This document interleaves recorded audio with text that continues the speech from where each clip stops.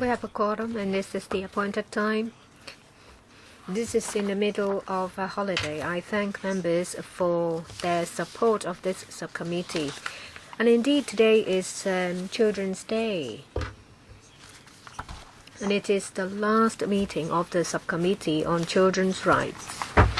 So it has a symbolic value, rather ironic, I'd say. Since December 2016 till now, we have 16 meetings, save and except the one for the election of chairman. And we have held 12 public hearings to hear over 400 individuals and deputations. They have expressed their views to us, and they have also had discussions with the administration. In relation to underprivileged children, we have explored issues related to them in depth. Because of time constraint, the subcommittee cannot continue. So in relation to the 16 meetings, the Secretariat very kindly compile all the issues and contents covered by the 16 meetings, as well as submissions by deputations, individuals, responses of administrations, as well as comments of members. All these will be compiled into a report. We have obtained a time slot in a council meeting to have a motion debate, and that one will be non-binding. We're still trying to find a date, but I would like to take time out to thank the Secretariat for their hard work. Our work involves different departments, and it has a very wide scope. Work for the Secretariat is not easy. Well, we have 3 topics today, and each will last about 1 hour. First is measures on students' non-attendance cases. We will start that shortly. The second one will start at 3:30. It's a proposal for establishing a central database for children, and the third one is the reform of child protection legislation.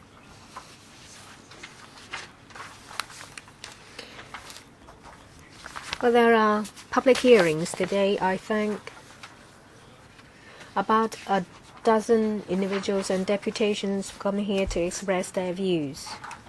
First of all, I would like to talk about measures on students' non-attendance cases. Since the tragic case in Shanking Estate, the mother and the child have been dead for quite some time when they were found, and the child has not attended school for a very long time. It seems that the notification mechanism is flawed. Recently, inquiries have been made in relation to non-attendance cases. So far, 162 children, that is from P1 to Form 3 children, have gone missing. They are between the age group of 6 and 15. It seems that follow-up work is inadequate. Under the Education Bureau, there is the non-attendance cases team. However, if they cannot find a way to reach the parties involved, the file will be closed. The Education Bureau has announced new guidelines in relation to non-attendance cases. Because of the revised guidelines and the new approach, I would like to hear from the Education Bureau first, but please do not repeat yourself because we have already explored this on other occasions. I will now defer to Mr. Wu, the Deputy Secretary, for give us a brief introduction before we hear from deputations and individuals. Mr. Wu. Thank you. At the end of 2017, we have conducted a review on the follow-up procedure on students' non-attendance cases, especially measures covering non-contact cases. We have identified areas for enhancement to prevent recurrence of tragic cases. We will ask staff members of the school as well as the Education Bureau to try to reach parents by way of to get interviews or meetings with them. Failure to do so, we will approach other departments for assistance. Those include the police, social welfare department, housing department, as well as the immigration department. We will endeavor to try to find a way to contact parents. In the past, at the stage of failure to reach parents, we would consider closing the cases. However, we find that there is a lot of room for improvement. If we can't contact parents at this stage, we will first consider referring these cases to the SWD or the police to see if there are other ways for following up the cases. But it doesn't stop after referral. We will, within a few months, regularly try the contact method we have tried before. That is, through Education Bureau and the school, to try to reach parents, to ask them for an interview, for a meeting, or to visit the home of these students. We repeat the process, hoping to find the parents or the students to give them assistance. What we propose to enhance is that there won't be a mechanism to close the cases or close the files for underage students. So in the past, when the case is unable to be followed up on, then the case will be closed. But now you will not do that. You will continue to follow up on these cases. And in relation to the age of these non-attendance cases, how long they've been absent and what follow-up actions have been taken, I would like you to keep a record. For the 162 students in the past 5 years, we would like to know about their situation.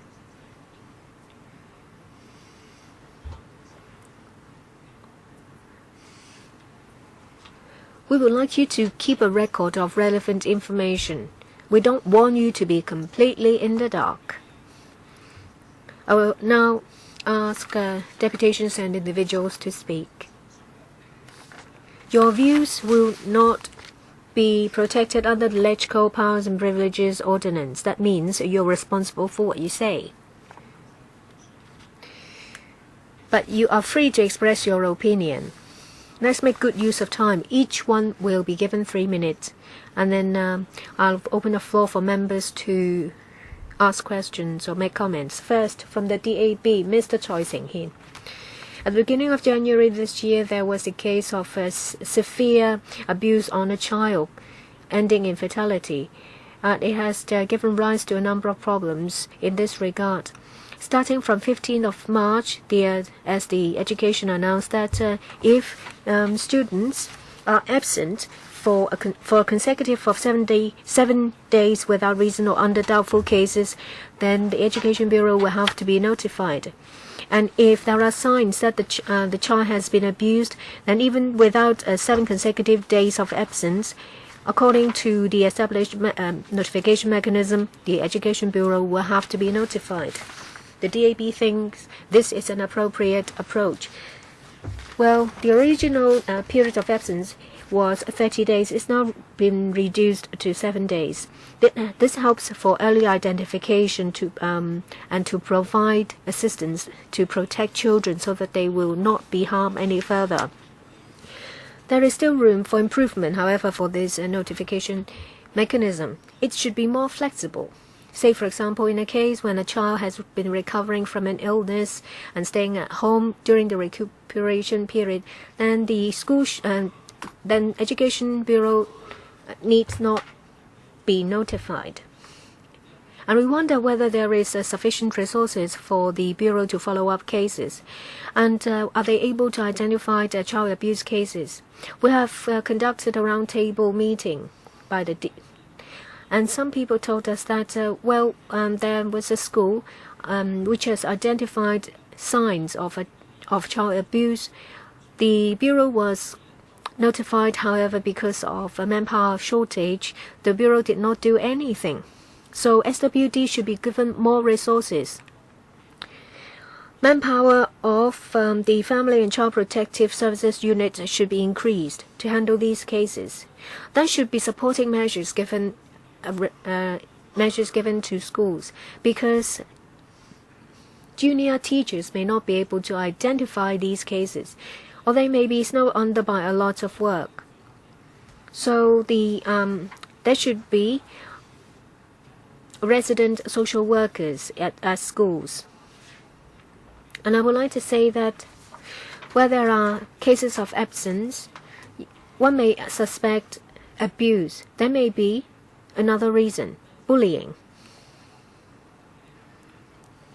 Sometimes it happens to senior students.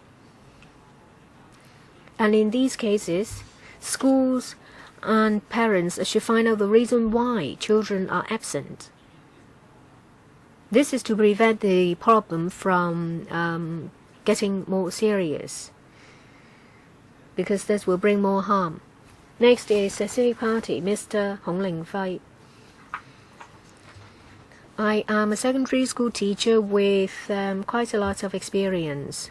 I would like to speak from an ordinary person's perspective as well as that from a teacher.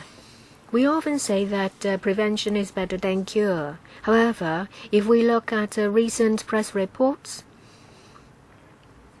in the past few years, there are about 1,600 or 1,700 students that have been absent. By definition, it means 7 consecutive days absent.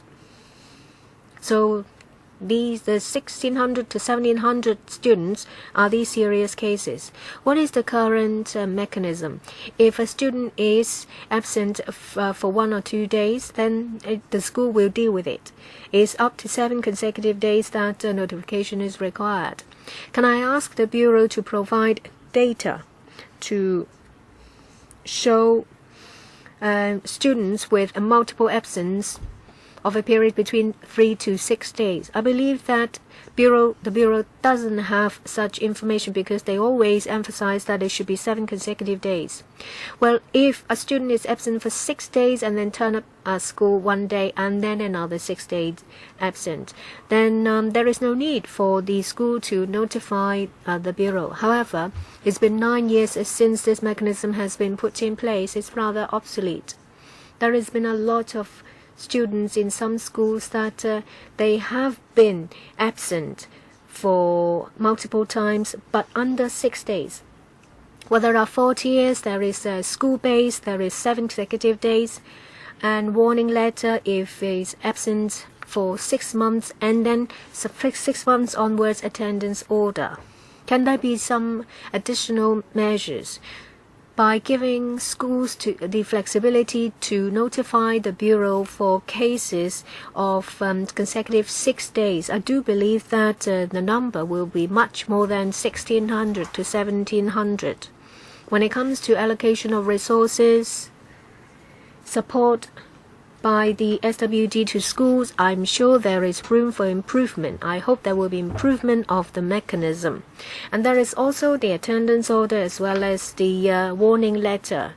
The Education Bureau said that the attendance order may not be the best way to get children to return to school, but you will have to wait for 6 months. For a semester, usually, that 6 months means 2 semesters. By the time the child has returned to school, the child would have lagged behind seriously. And then the child will be absent again. Is it necessary to wait 6 months to issue attendance orders? So the Civic Party hope that the EDB can allow for the reporting mechanism to have flexibility and others to review the time to issue to attendance order. Next, we have Ms. Hong Kong Pediatric Foundation, Mr. Chui Fei. I'm the chairman of the Pediatric Foundation. As for the enhancement measures issued by the EDB, I very much agree, support it. We all understand that all these measures we mentioned prevent, puts child safety first and prevent tragedies from happening. I'm sure the professionals will have a systematic and a fast responding system for schools. As for the frontline teachers and for sensitive and suspected cases handling, I want to raise the issue in this generation, can we use technology to sense or detect non-attendance cases? For most of the schools, they require to clock in. And for a lot of tragedies, time was more critical. Would the EDB take more proactive, especially if things set the alarm, for example, an automatic trigger to let the school personnel know? That will save time, because for the notification mechanism, the procedures is a man-made that could be led to potential mishaps. And now we have technologies with all smartphones, and at schools we have this clock-in system, and we get to the suspected cases quicker, or detect any suspected cases.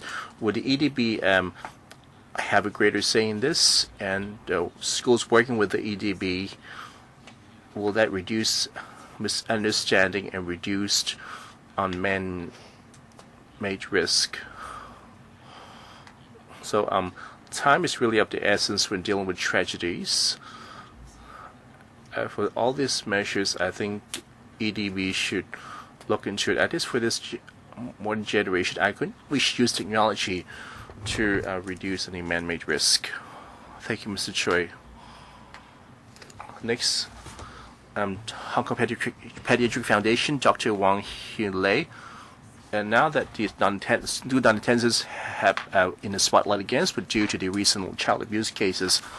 However, non-attendance is really a symptom of a child abuse. If we improve the mechanism, we can in time identify some cases, however, and possibly eliminate child abuse. So overall speaking, we need to set up a comprehensive child protection mechanism. We must note that not all child abuse cases will lead to school non-attendance. So that how do we make the school or the teachers to detect or sense unusual behavior or unusual symptoms at school, especially in kindergarten, because the very young children not able to express themselves.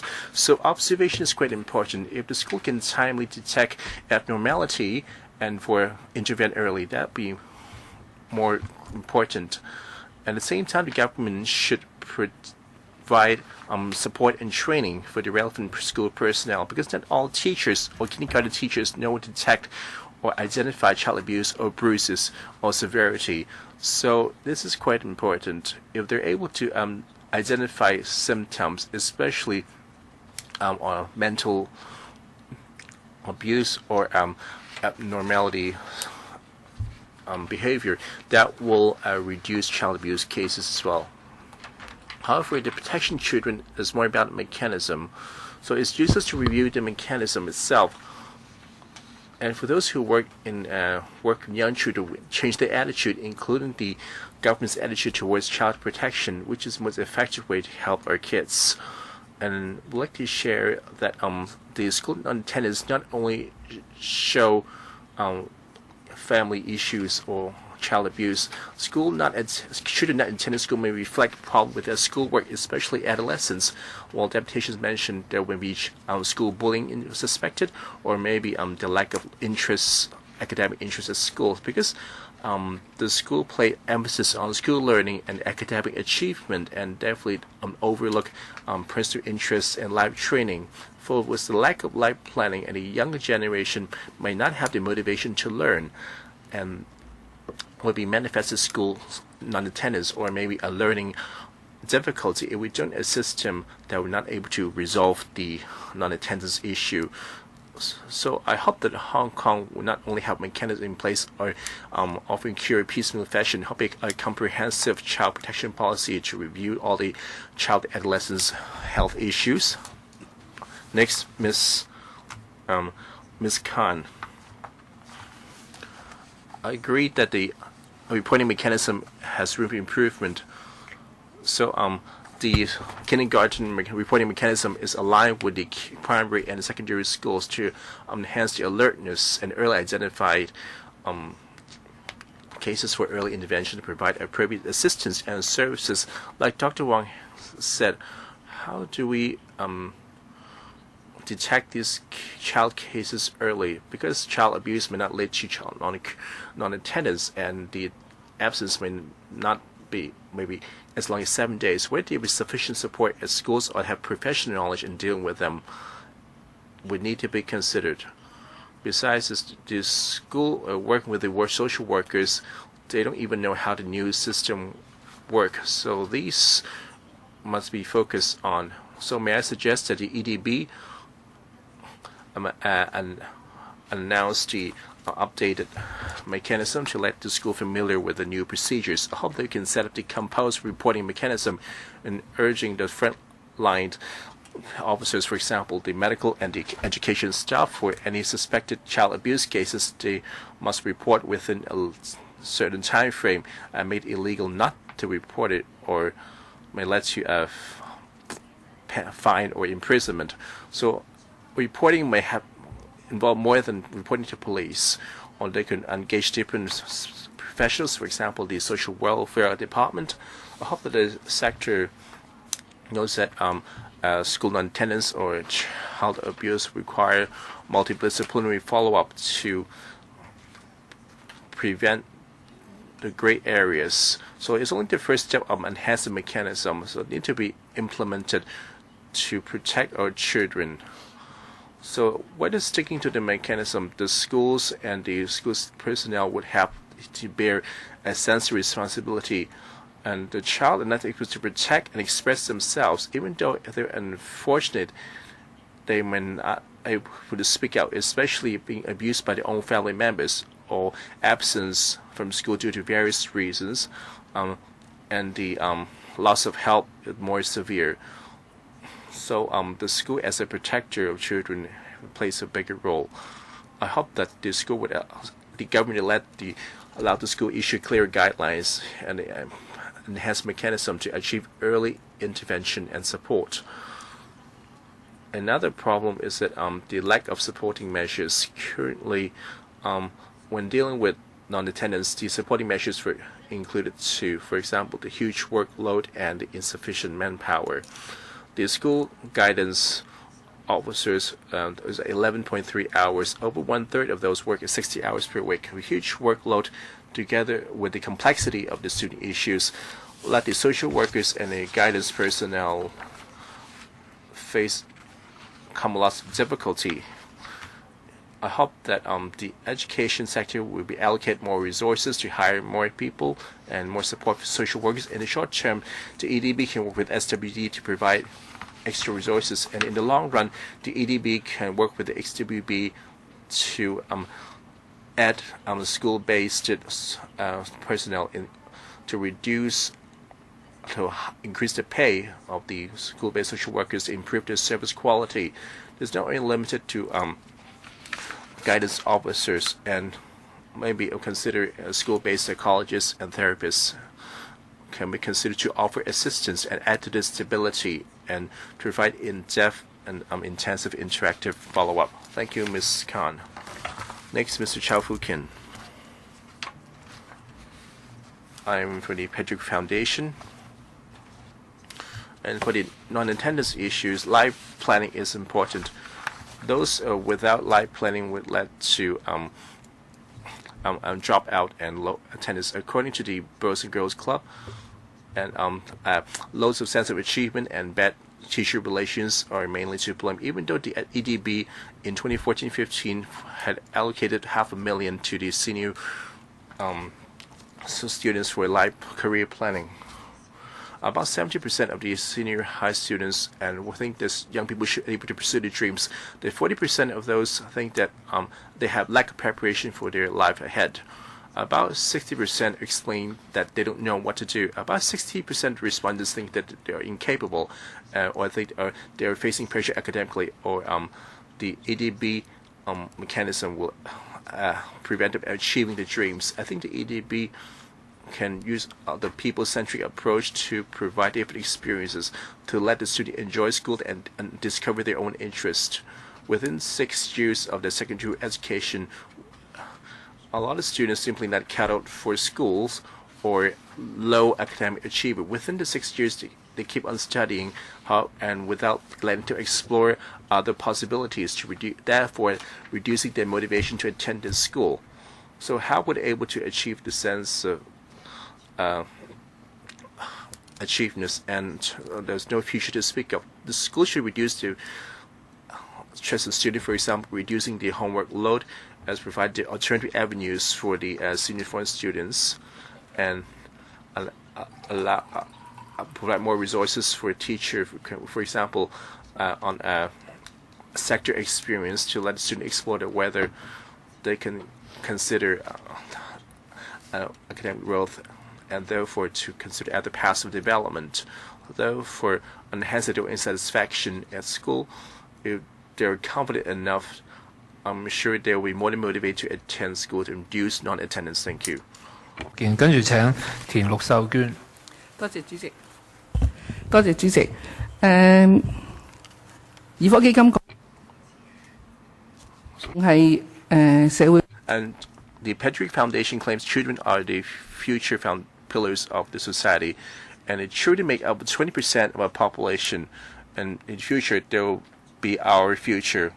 If we don't care and love our children, this whole society will pay for it.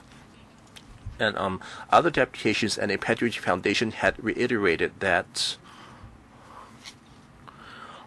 regardless how the reporting mechanism works and the resource allocation, the most important is the sense of responsibility and love and care for the next generation,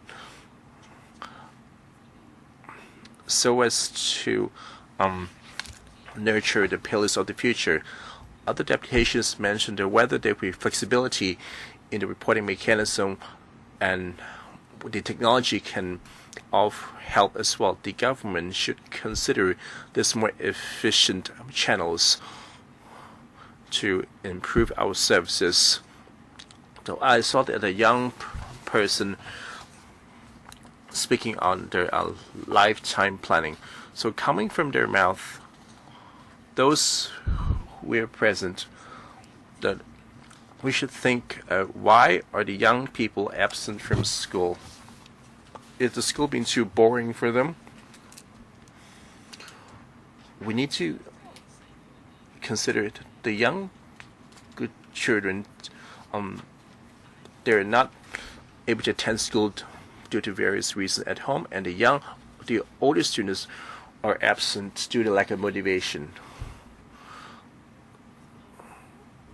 We have to help our next generations. Hope the discussion can arouse the public concern.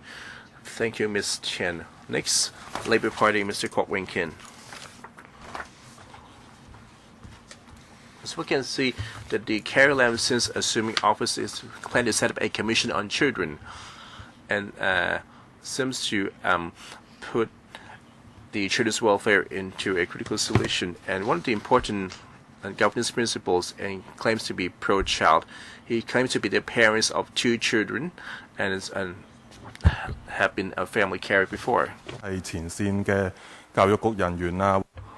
for frontline officers of the Education Bureau and relevant officers who are responsible for dealing with cases involving children, they themselves are parents.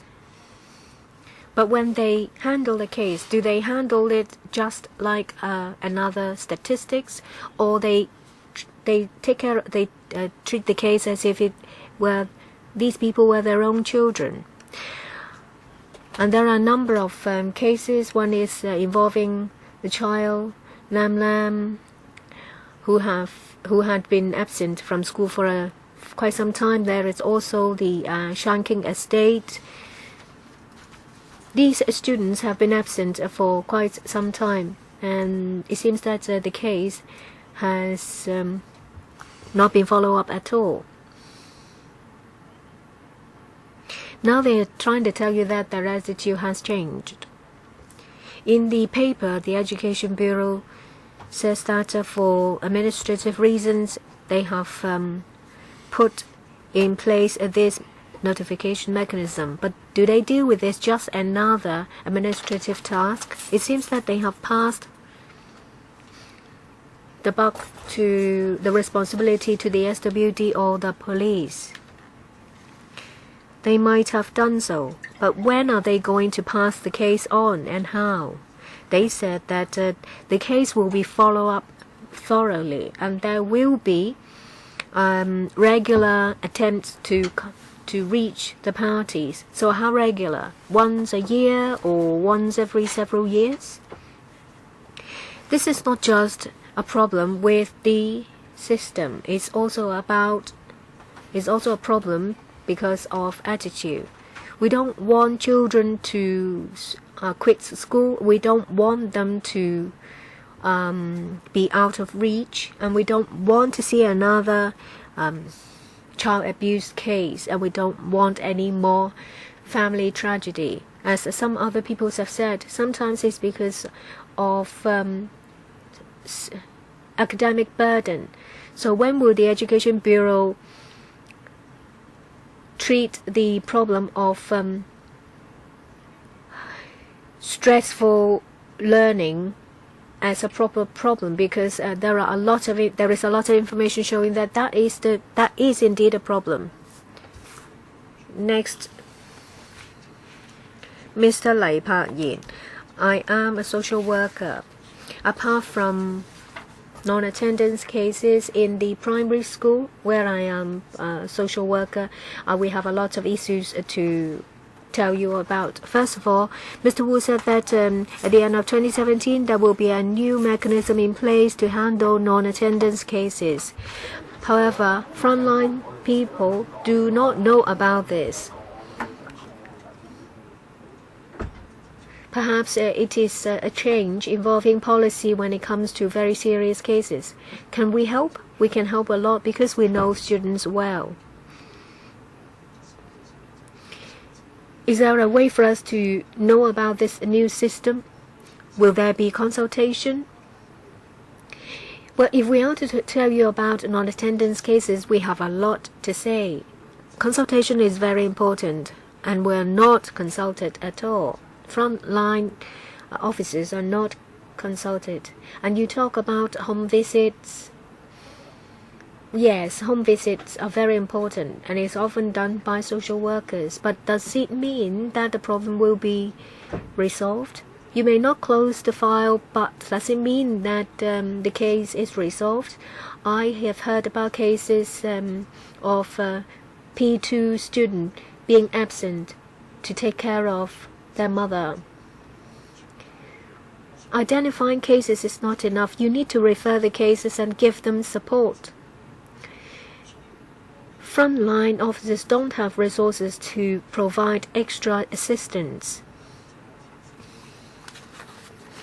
I do think that the non-attendance cases team is a very good partner of ours.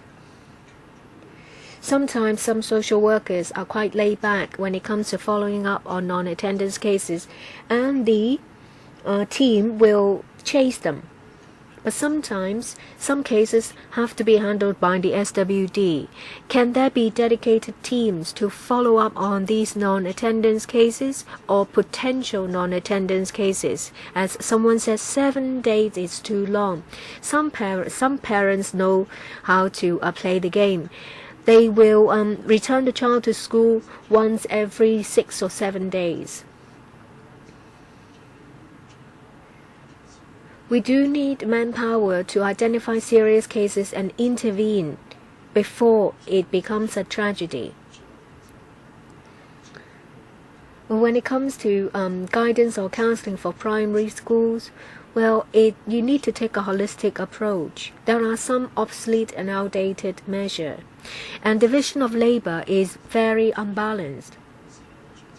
Teachers should just be responsible for academic and teaching, whereas counseling and guidance will be taken up by social workers and handled by the SWD.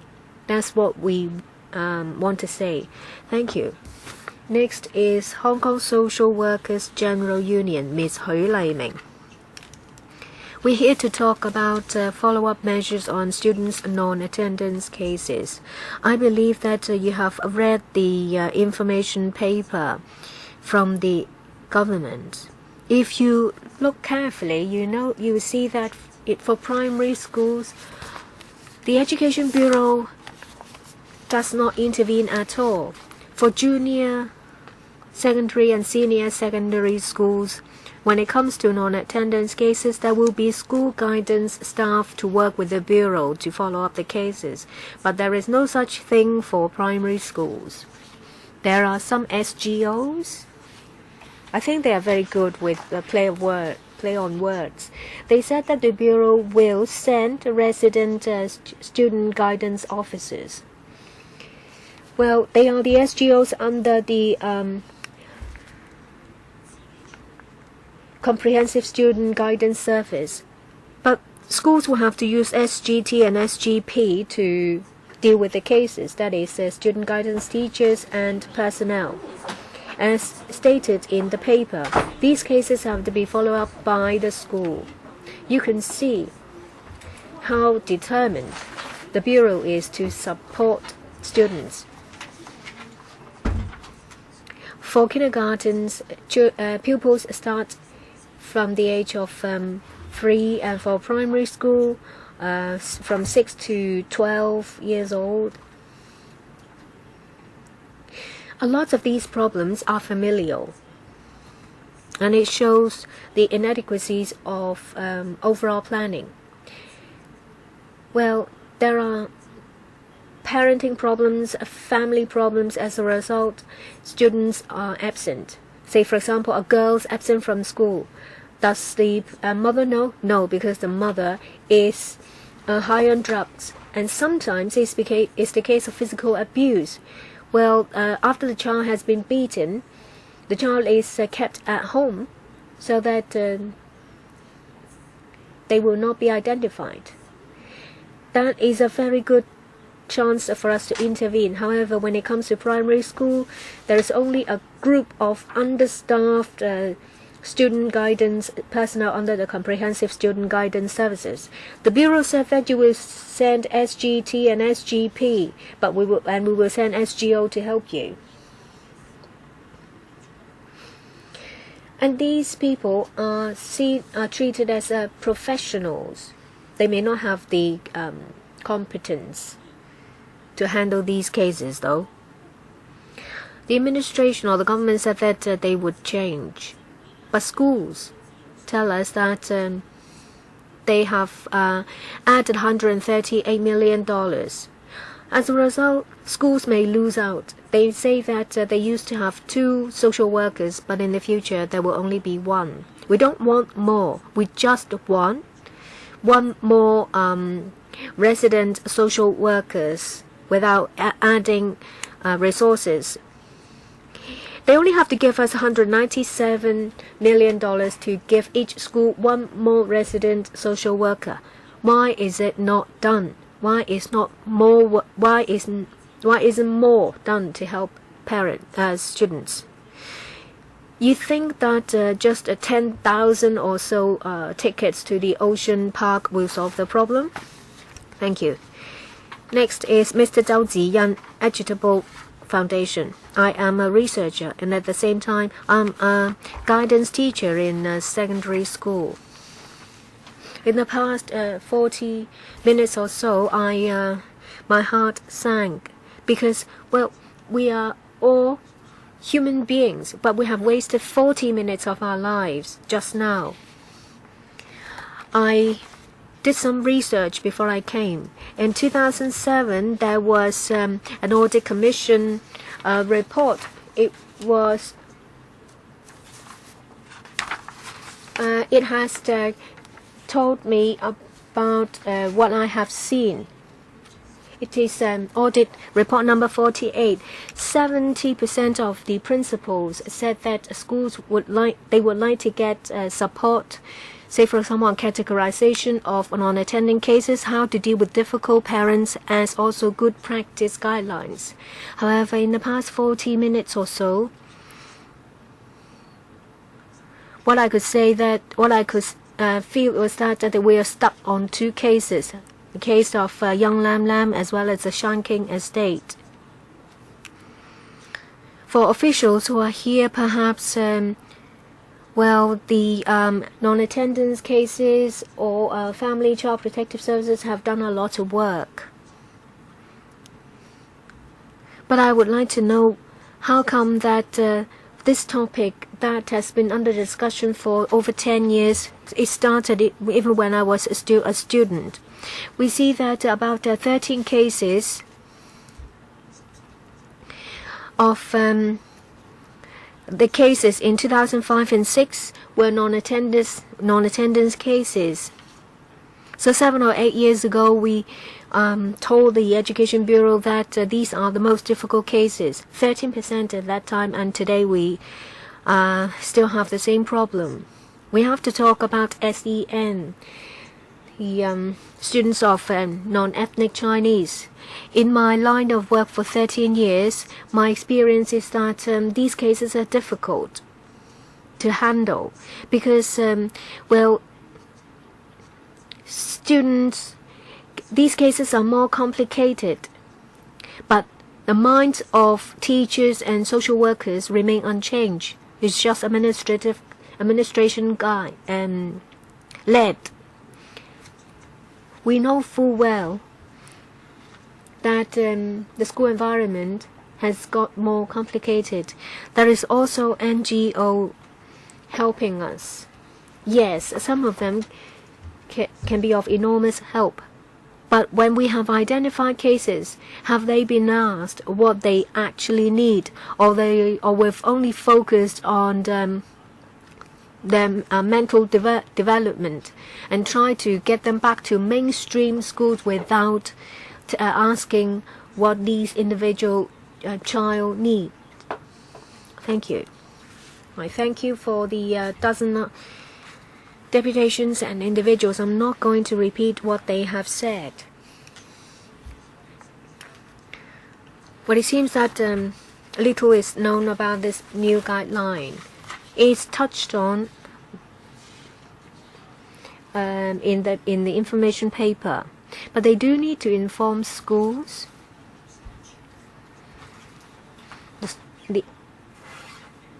How will the SWD or the police handle these referral cases, and the difference?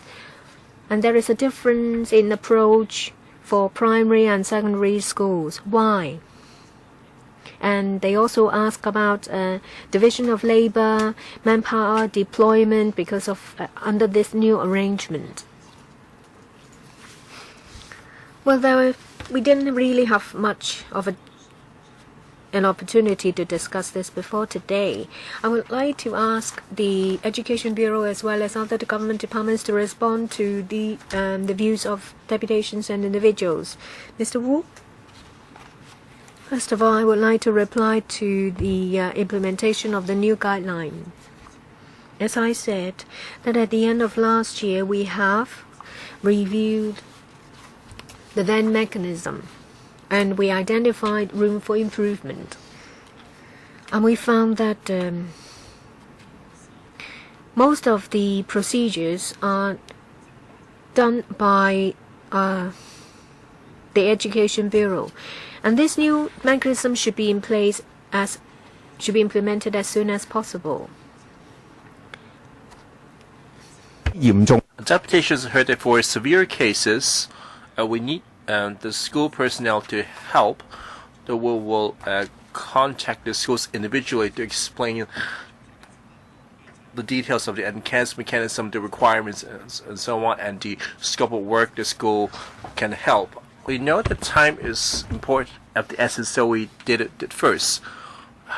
And this month and next month and during the summer, we'll explain to school in details or through our briefing sessions to explain the implementation of the enhanced mechanism. I also like to respond to one deputation suggestion that DVB's handling on school absence.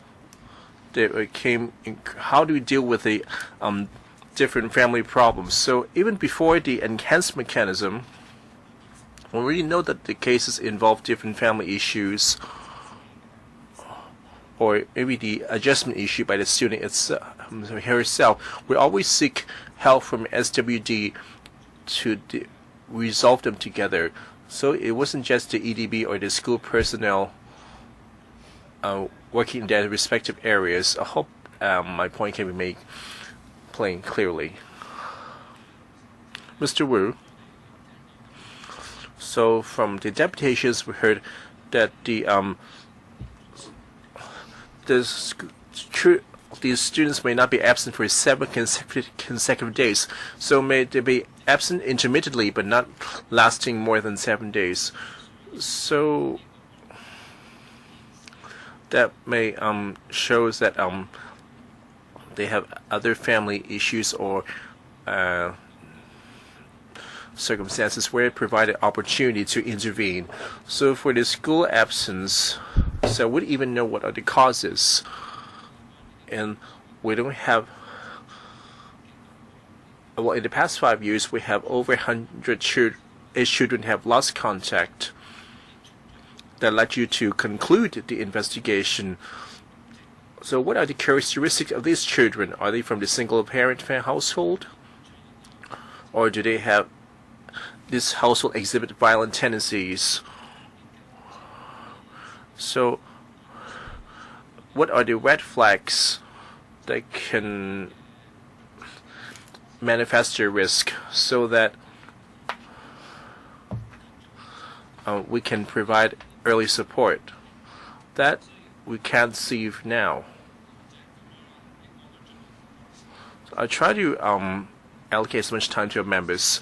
So maybe can we have SWD and the police to offer a brief response on how to deal with referrals. Mr. Feng of SWD. Like Mr. Wu, EDB has said, if the students or the family issues, the EDB will refer to SWD, and upon referrals, our social workers will try to look into the situation and identify the needs of the children and the families. And for the Integrated Family Service Center, as for the more complicated cases of child abuse, the Protective Child Service Unit will take them up as well. So it's very much dependent on the individual circumstances.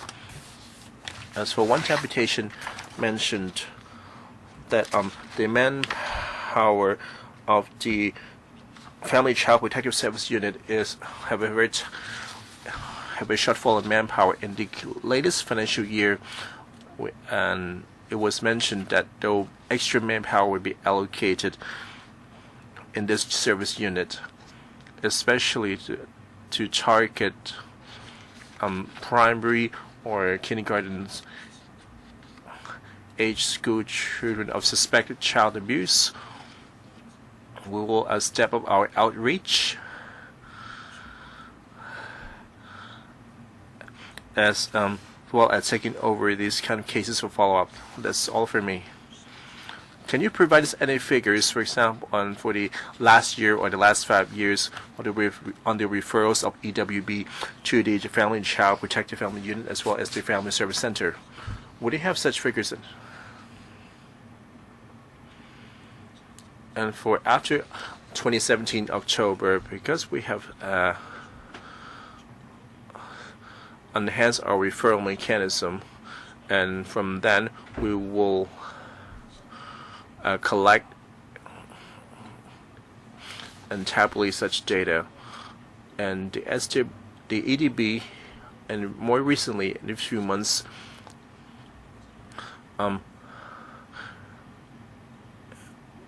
without the parents' consent, and it's allowed the PCJO the referrals to us, and we have provided information to them. And more recently, we received quite a number of referrals that we are working on, and we have enhanced and deal with from the headquarters level on the collecting of statistics that can be done after passing on the information to EDB, and then referral to the district service unit, we shall then discuss with PDDO,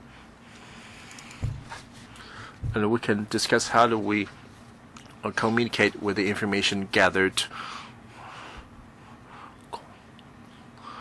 I hope that you can keep track and touch statistics from now on. Mr. Yao of the Police Department. So, upon receiving the referral from EDB and request for assistance, usually involve school absence or suspected missing cases. And on the suspected missing cases, or if the family cannot be located, and we shall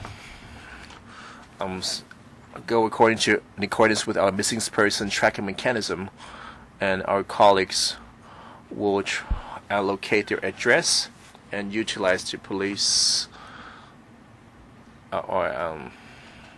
through different usual channels, and to make public the person details of the missing children.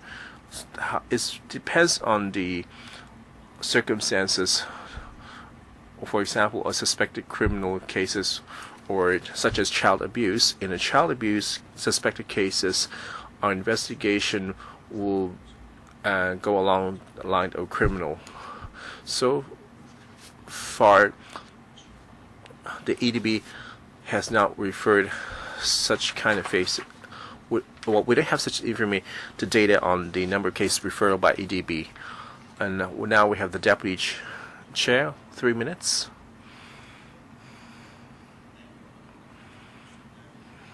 Today I have issued a letter that lists out my questions. I may not able to read all of them.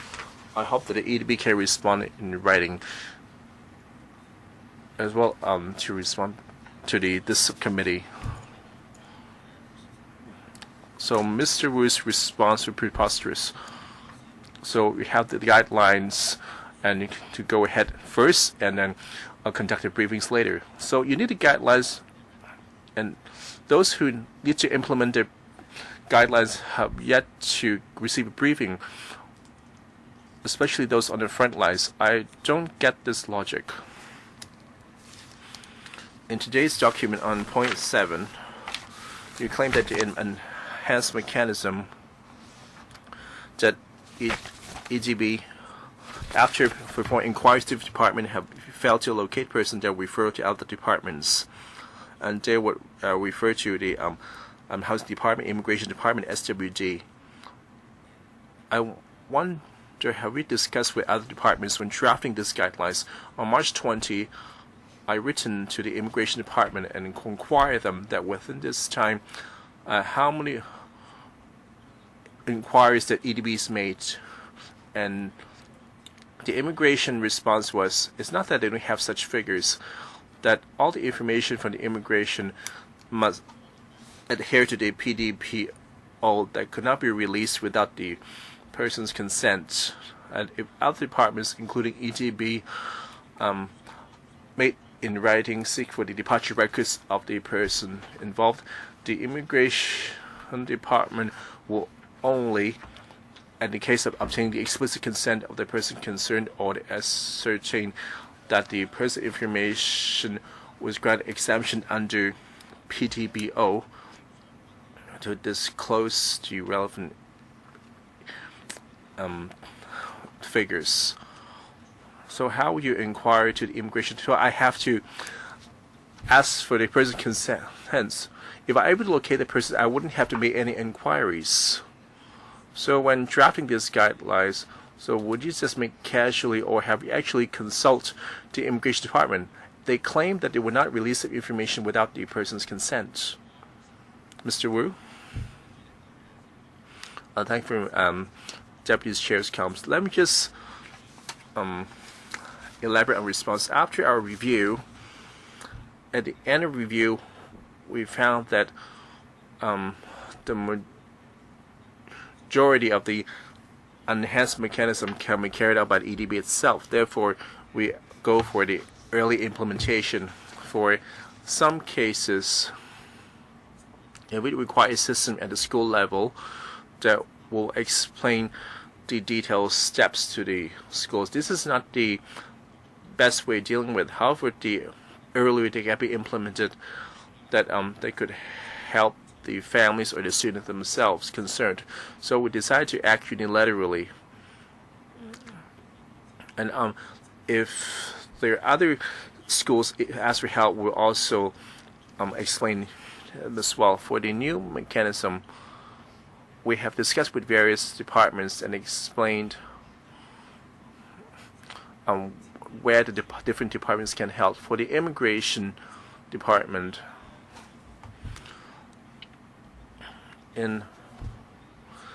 for individual cases, we require assistance for immigration. We will request, of course, they will have their own considerations for the Mr.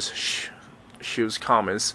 So we have another discussion with immigration and how we should deal with that. And from the perspective of long school absence, that we can consider a kind of neglect which fall into child abuse.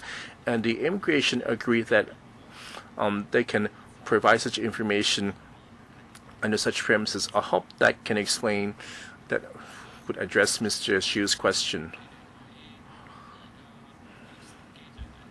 So under this mechanism, when making inquiries to departments such as police and immigration, SWD, one would like to check the identity or the status of these children. They would not be restricted by the PDPO. Yes, practically yes. So in the meantime, how you make an inquiry to immigration itself? As you know that we have liaising with different departments on the enhanced mechanism. So we feel that the earlier it could be implemented could help the children concerned. So this response from immigration told me that the immigration would not provide such information.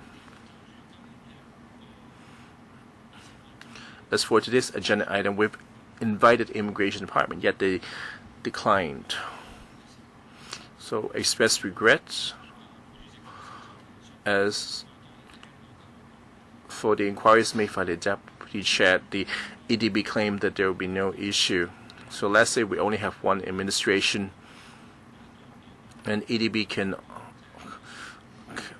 speak in a representative capacity. I hope that the immigration can clarify in relation to the response issued to deputy chair. There seems to be some inconsistency in the answers.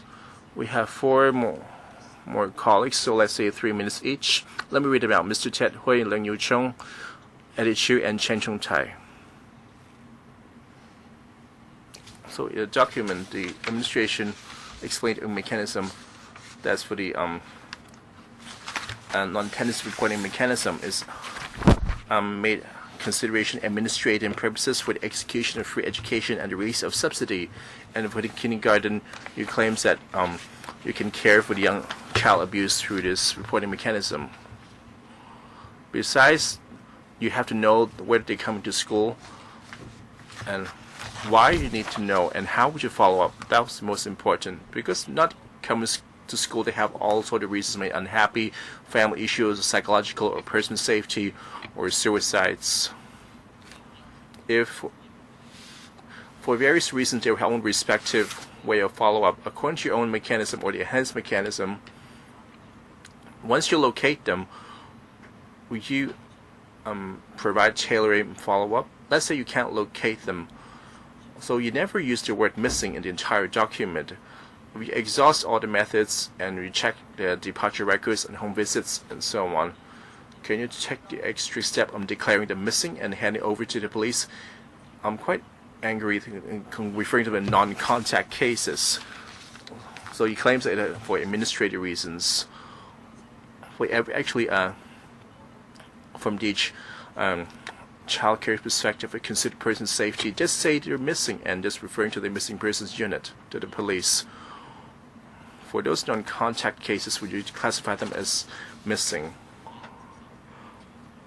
I found in the past for the 162 school-aged children that could not be located. Do you have any records that you follow them up, or how would you follow them up? So what age have they reached, and how will you deal with them under the EDB mechanism, or have they been referred to the police? And the chairman asked you, do you have a breakdown? And if we can't provide such information and find it unacceptable, would you consider review your mechanism and use resources to gather such information to inform the public? Mr. Wu. Thank you. For the 162 cases in the past 5 years, we have started to follow them up again. And under the new mechanism, we try to contact using existing information parents. Unable to do that, if we are unable to do that, we will liaise with the relevant government departments. If we are unable to reach them, in the end we will refer these cases to the police or the SWD. A representative of the police has already said that. But depending on the facts of the case, there is a chance that the case will be listed as missing person. No follow-up? Mr. Leung Yu Chung. A lot of people came here today to talk to us about this new mechanism. They hope that this hopefully will help them find the children and find the reason for non-attendance, because the longer it takes, the slimmer the chance for the child to be found. And you are going to follow up on those cases. You mentioned for the past 5 years, that is better than nothing, but it is rather late because it's been 5 years. Perhaps some of the children are now grown up and they don't need to go to school anymore. But anyway, you talk about this new mechanism in order to improve the situation, and I think it is very important for you to work seamlessly with other government departments. However, from what I've heard, that the immigration department is not very cooperative. What are you going to do? So can you give us some information? How come that the immigration department is not going to cooperate? Because it is rather strange. Well, apart from students who have gone missing, that of course is an area of concern. But when it comes to students not attending schools, did you find out reasons why? I mean, excluding cases of child abuse, members have cited a number of reasons.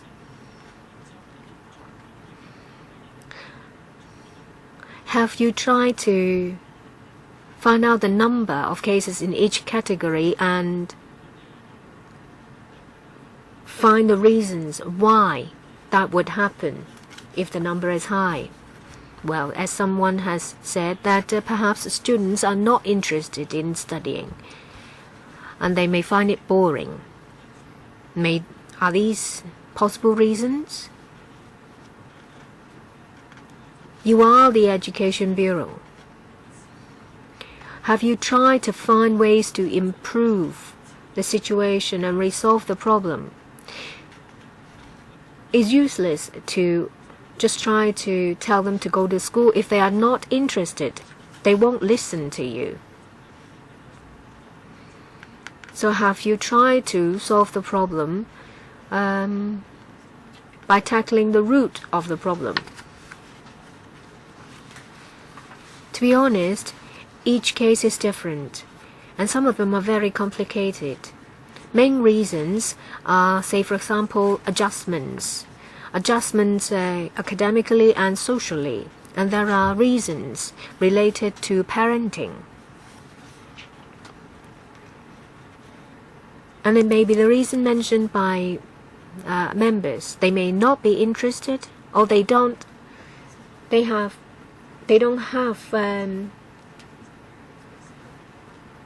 the reason to go to school. And if the case is referred to, well, if it is a problem of parenting or familial problem, then the case will be referred to the SWD. If it's about academic reasons or interest in learning, the case may be referred to the Education Bureau.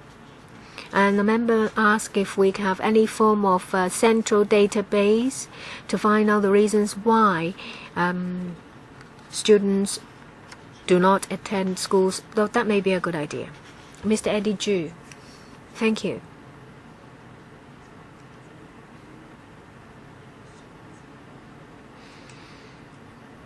Can you use some figures or data to answer Dr. Fernando Zheng's questions? Have you received his letter? Mr. Wu. First and foremost, we have to follow up on the 160 students that we could not reach in the past 5 years. We don't have the manpower to compile statistics of past data. There is room for improvement, that we agree. But first and foremost is to follow up on the 162 students. May I have a chance to say something more? A problem mentioned by Mr. Leung. How government departments work together to help students who don't go to school. Well, my explanation about the procedure may be different from the way it's explained by Mr. Xiu. We have recently talked to the Immigration Department. We both agree that, long-term absence from schools is a kind of neglect. And it is a case of child abuse, and it can be followed up in this way. There is a letter on the 29th of March. Today is the April 4th. How can you get more updated information than what I have? You talked on the phone? Well, Mr. Xiu, that's the most updated information I have.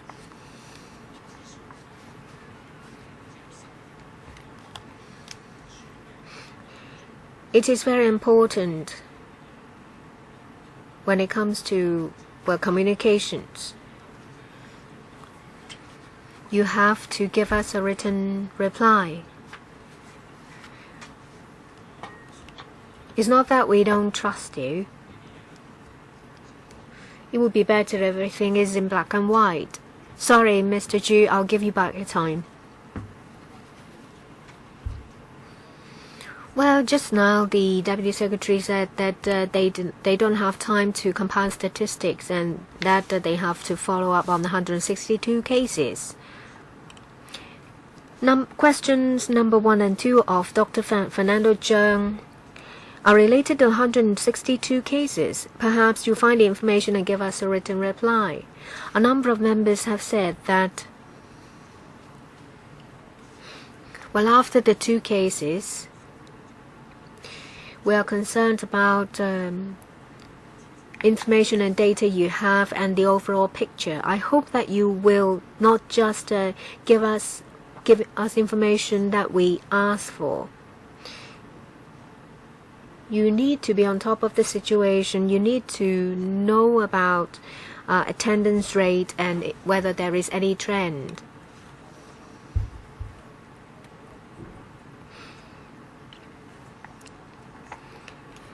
The Bureau can give us a targeted reply in relation to what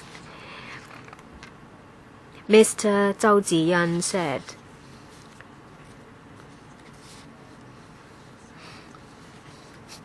It's not about quantity.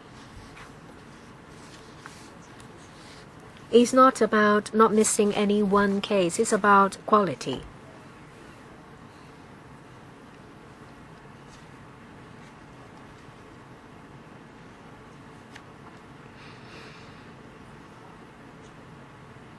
For a lot of cases, it's simply the case that they are not given a suitable option. It seems that your approach is that, well, if the Education Bureau can't do it, then the case will be referred to this as SWD.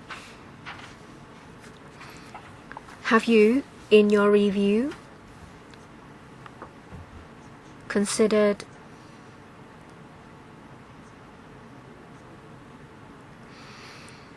that there is a need to review the outcome of cases referred to the police and the SWD? This is an ongoing effort. After we have identified the reason for each case, we will follow up on these cases in a suitable way. Say, for example, is the student's attitude. Then we will try to contact guidance officers. If it's a family problem, if it's a problem of adjustments, say, for example, when it comes to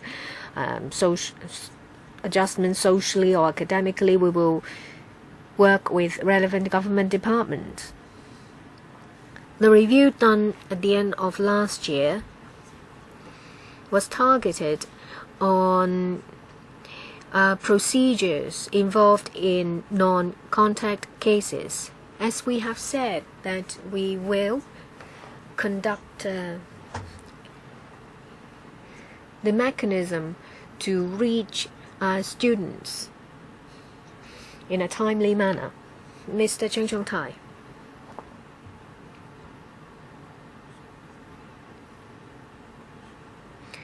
This is not an easy task.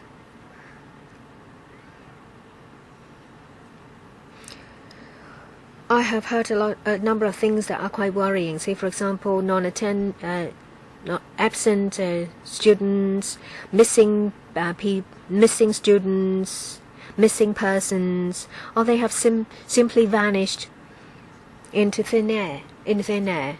We don't even know whether they are still alive. So for the 162 cases, this is not an education policy. It's about the 162 people being missing. How come the Education Bureau did not handle these cases? Now they say they will. So for 162 cases, is it the case that you can't find them or they have gone missing? If it's the case that you can't reach them, well, the DS said that they will try to follow up on these cases again. How many of these families are single-parent families, cross-boundary students, or from families of parents of Hong Konger and a mainlander? As I said, that we will try to contact these students again. We don't have manpower to compile any statistics. But if you follow up these cases, you will know about their background, at least whether they are single-parent families. Yes, we will follow up on these cases one by one, and then we will know.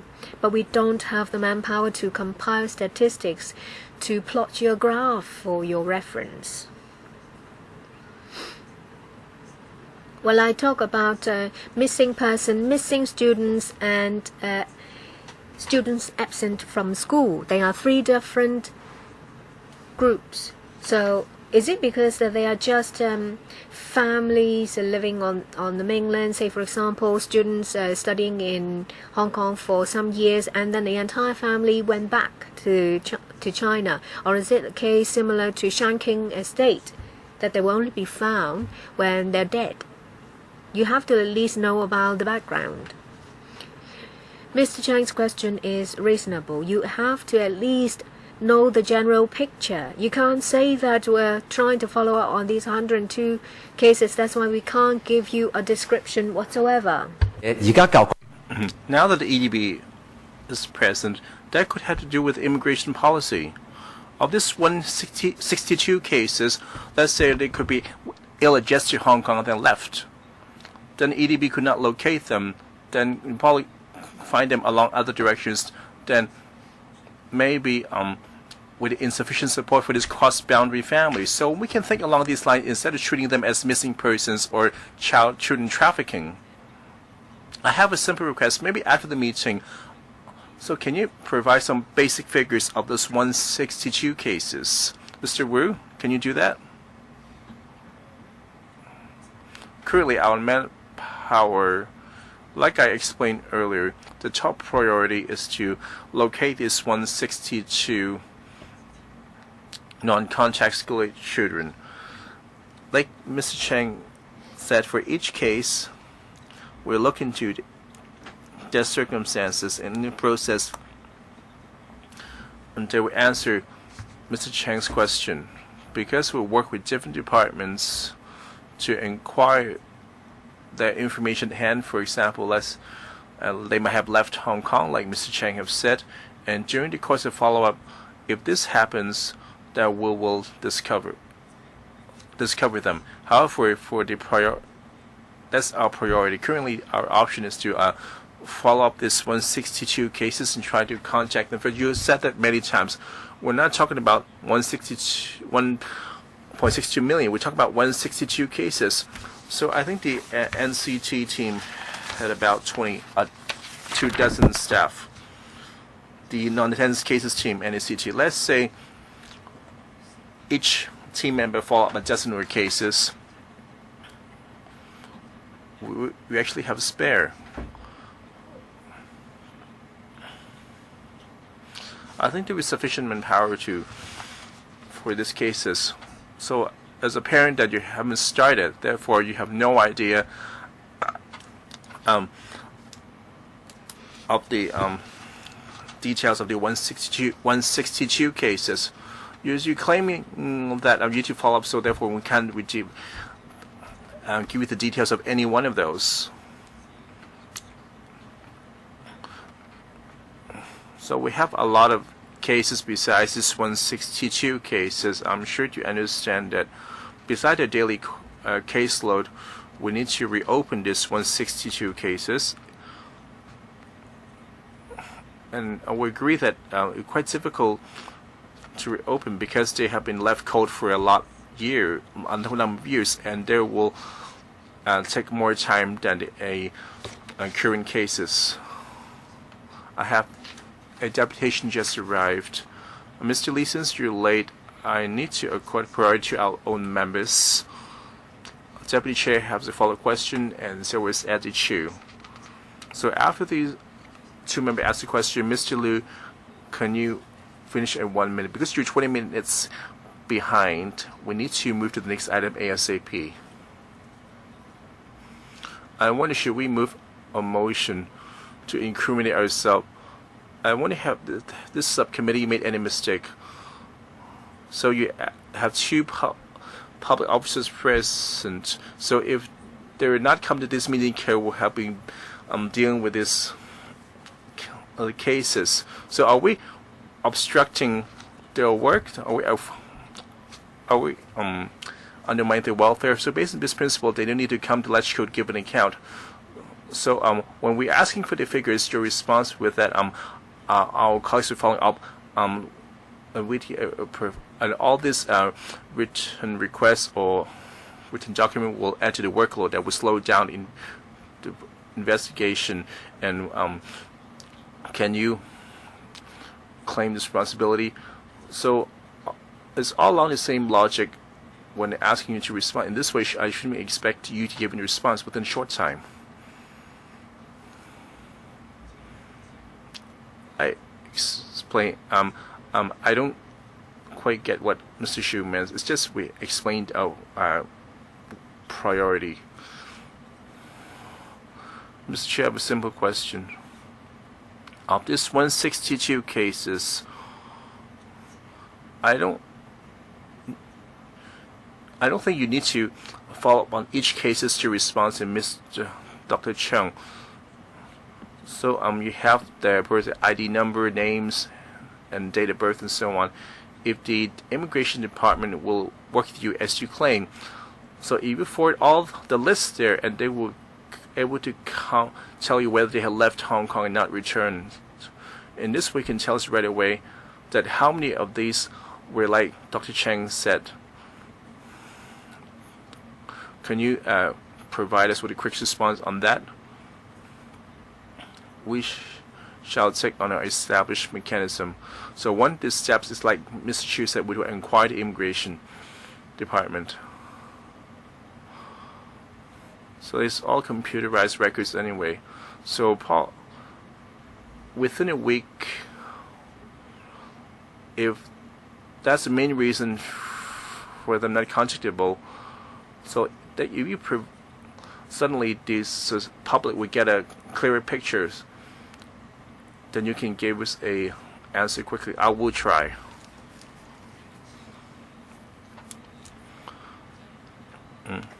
This is quite ridiculous for advanced and developed city like us. So in the past we have over 100 children that were not contactable by the EDB for such a long stretches of time, and till now we can't even tell what happened to these children. If the majority of them are cross boundary families and have left Hong Kong, that we understand. If not, that could be even horrifying. I have no idea how the EDB could follow up in this case, so that they probably should be referred to the police. So how could this over 100 system completely vanish from our system? It shows that for the school absence as a symptom, currently we don't have any mechanism to deal with it. As for this agenda item is beyond the technical, and the scope is more discussion of the enhanced mechanism, that we have to explore why they have quite a number of children. We talk about 3,000 of those under 15 that were absent from school. So every year there's about over 1,000 absent cases. So the total load will be quite a few thousand. So we need to deal with it squarely and look at the underlying causes and deal with the issues behind them. So we have SKDC, Mr. Lei Ka Leung, 1 minute.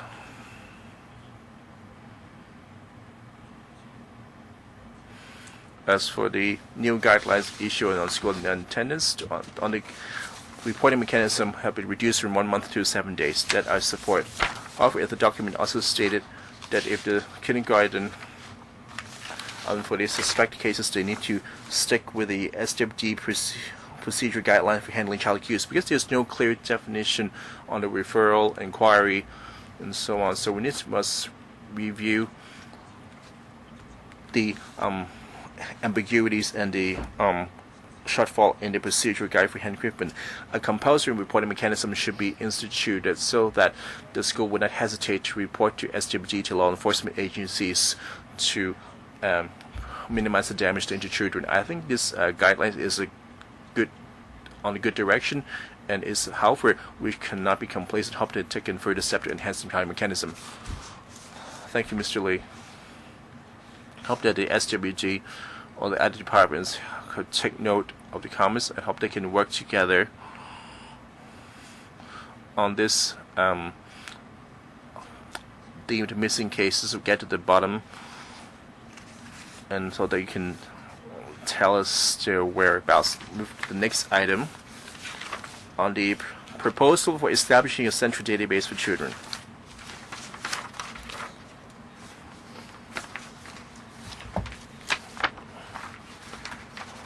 So most of the government reps are staying on for this item.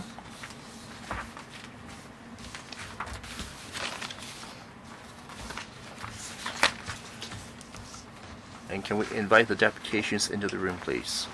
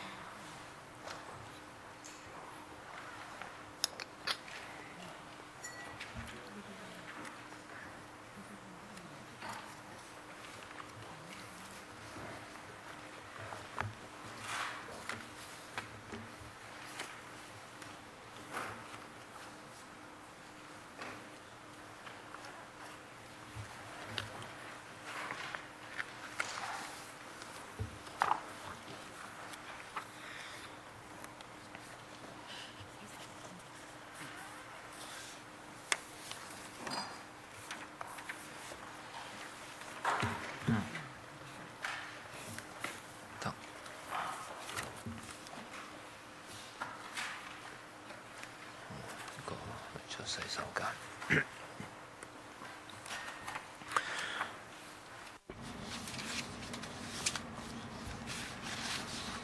So let's begin without further ado.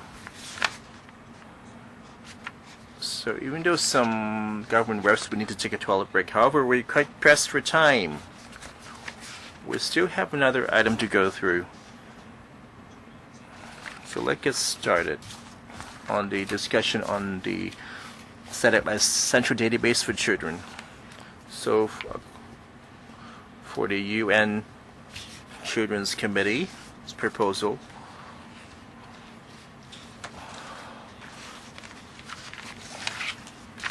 and for the current conditions of children or their special needs or the relatively disadvantaged children, we very much like the data on them. In other countries, they have set up quite a comprehensive database so that the whole country or district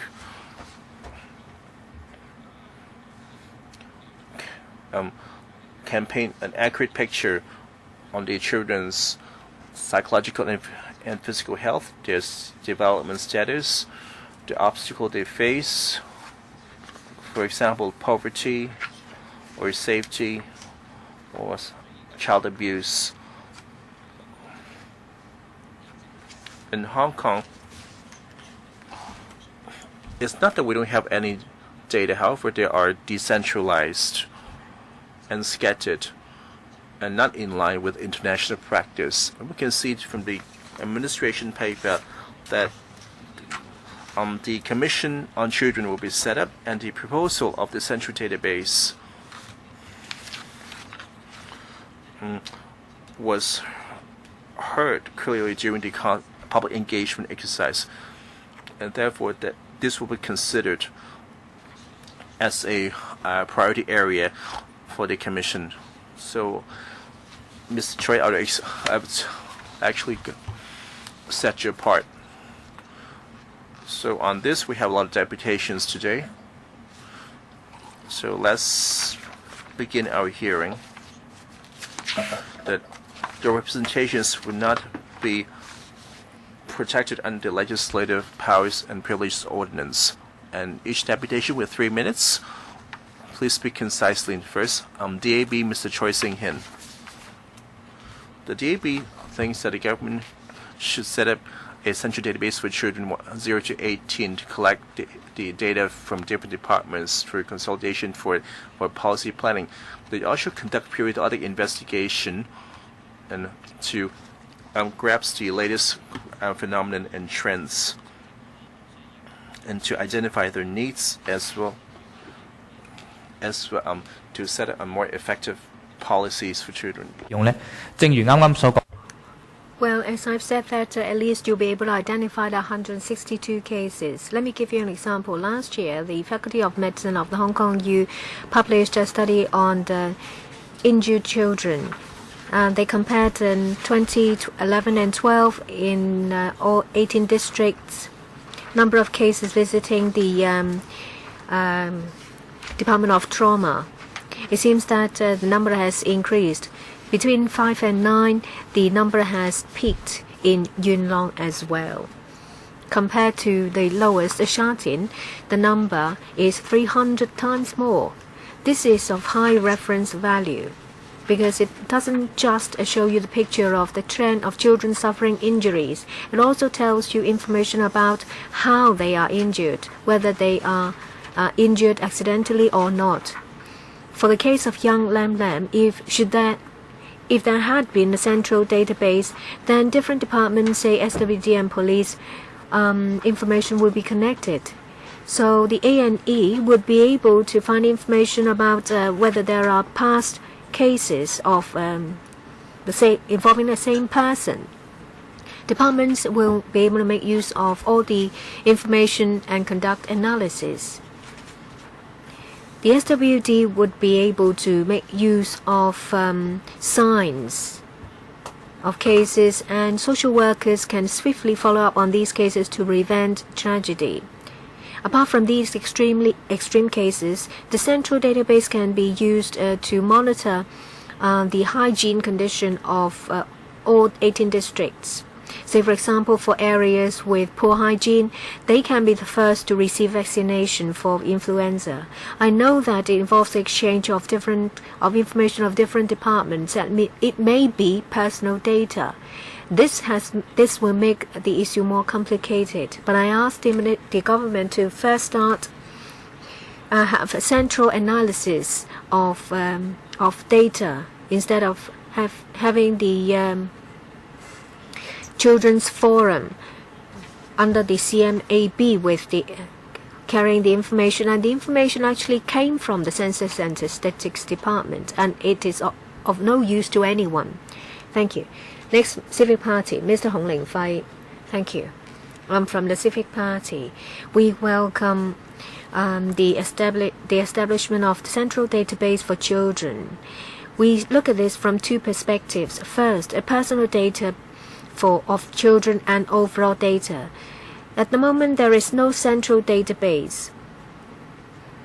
Well, if it's related to education, it's related to the Education Bureau. If it is related to mental health, then it's the Department of Health.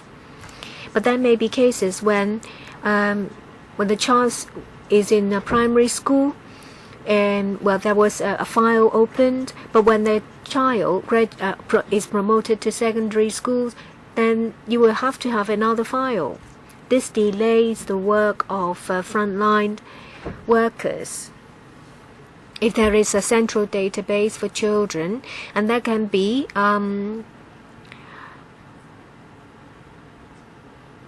effective collating of information for the children,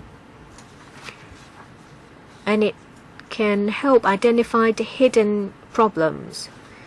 Say, for example, non-attendance cases. If such information is entered into the database, when the child applies for assistance or go to visit a hospital, then the case will be flagged, and it will help schools find those children, and it will enhance protection for children.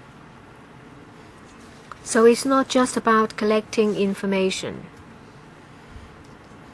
The government should also consider collecting soft information, say, for example, on a social aspect, on family, the number of hours they spent on exercising. Because, mental health development is neglected in Hong Kong. And with such information, you can help formulate policy. And you can draw reference from Australia or the UK. They have a rather comprehensive coverage on the information to be collected. Of course, this will involve personal data and privacy consideration. How do you strike a balance? We have the e-health record. You can draw reference from that, because e-health record have safeguards built in to prevent abuse or information. You can lodge complaints, and there are remedies in place. And if there are such safeguards, then it will allay concern of parents that the children will be labeled. Next is Mr. Cui Fei from the Hong Kong Children's Foundation. When it comes to enhancement measures related to children, I don't think anyone will object. We hope the government or the Education Bureau to do more.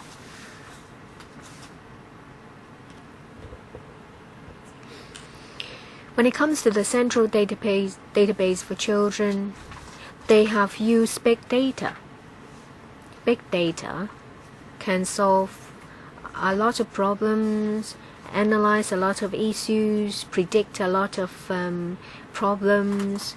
I strongly support this central database for children. There are two groups of children, one with special needs, The other ones are just those without special needs. For special needs children, there should be a series of measures that are constantly being improved to help them. And for all the policies, measures, say for example targeting non-attendance, they only tackle the symptoms, because when it comes to development of a child, well, it's heavily related to schools and families. Sometimes where there are problems is because of the family or parents. Say for example recent tragedies. Well, the children are normal, but the problem lied with parents, and that resulted in tragedies. Children should be taught the same values. So will there be more support for parents, more publicity campaigns about values to teach your children? Say for example, before people have children, before children go to school. Well, instead of a commission on children, why not a commission on parents, or have another one for parents?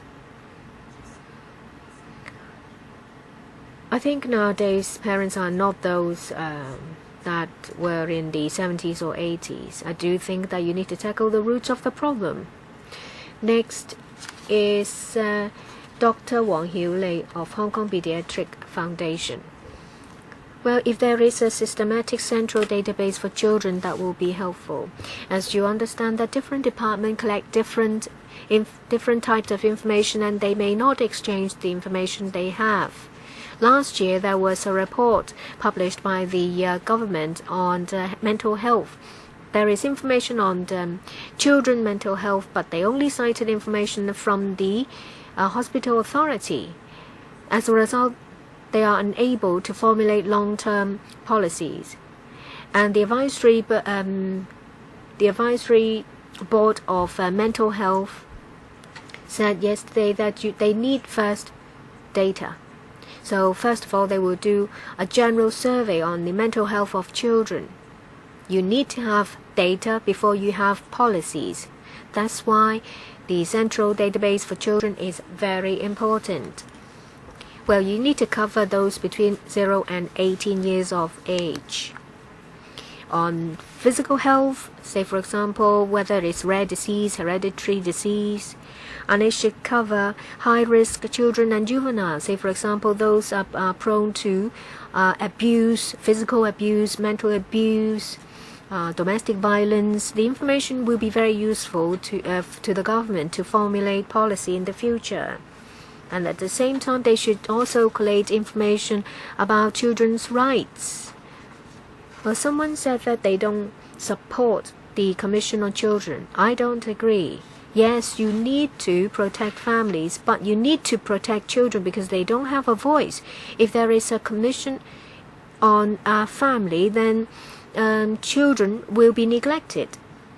They mention about UK and Australia. They have a very effective central database because they have a children commissioner. The commissioner is responsible for all issues related to children, and special topics can be set for discussion. Say, for example, protection of children against abuse. Then they can conduct investigation survey to collect information and then make recommendation. The Commission on Children is an advisory body only. It means that they are only there to make comments and advice. They don't have the statutory power. It won't be conducive to changing policies. I'm glad to see that they have heard views during the consultation that central database for children should be established, but they say that they will only consider it in. Well, the Commission on Children may not be ideal, but please don't just consider setting a central database. Do it. Next, Ms. Khan. Thank you. Just now, when the administration said that we should take reference of overseas practice, in 1993, Sweden has already started collecting information on children to ensure that the UN Convention on the Rights of Children are implemented by by all places in Sweden, and the government departments will take good care of children's rights and protection. Well, I hope that the government will not just consider setting the central database, but will actually do it. The information can be collected on the children's health so that a more effective deployment of resources can be done.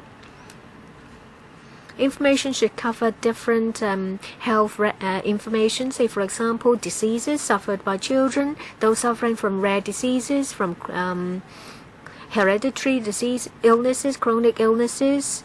What about those with special needs? They should collect information about them. They should collect information about children who are abused, children who are suffering from drug problems, domestic violence. This will give an overall picture to the government. And this will also be conducive to follow up on cases and provision of services. And this will also enhance cooperation amongst different departments. Currently, community bodies will collect their own information to help paint a basic picture, but there is no system in it. Neither is it comprehensive. So I ask the government to actually proceed with the central database. Next, Mr. Zhao Fuqin. I have this to add. Number of people say that information should be shared. If information can be shared, then the government will get a better picture of background information of children. More suitable services can be provided. More assistance can be given. It will save time. On the other hand, the use and collection of information under the central database, an office for the Commissioner of Children should be established so that there will be a commissioner for children. Regular information on children and as well as their health should be collected. The information should be open to those in various sectors so that they can conduct research. And on topics that are of common concern, information can be disclosed to the public so that people will know more about various topics related to children. Thank you. Next, Mrs. Tin. When it comes to the central database for children, I have this to say. When it comes to patients suffering from chronic illnesses, whether they're children or their family, the longer they suffer from the illness, there will be more problems.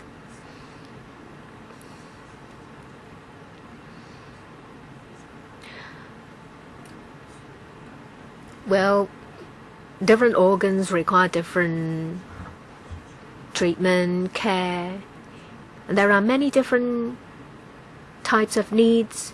Your families will have to take the children to go to different departments in a hospital for different treatment, to go to the housing authority for different needs.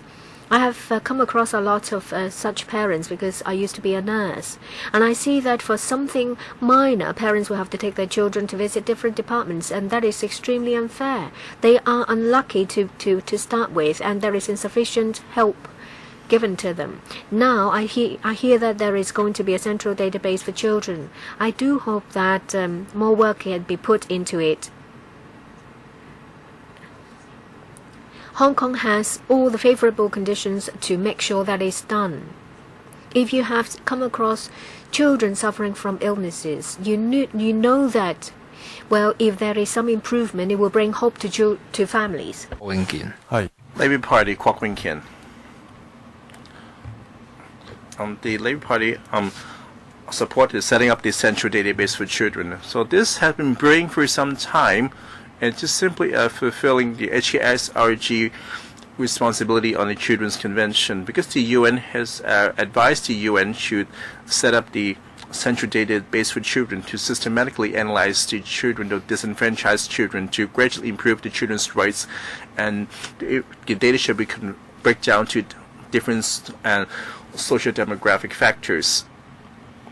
I believe that you've all heard this talk for some time, lack the determination to take it forward and decide to let it to be considered by the Commission on Children.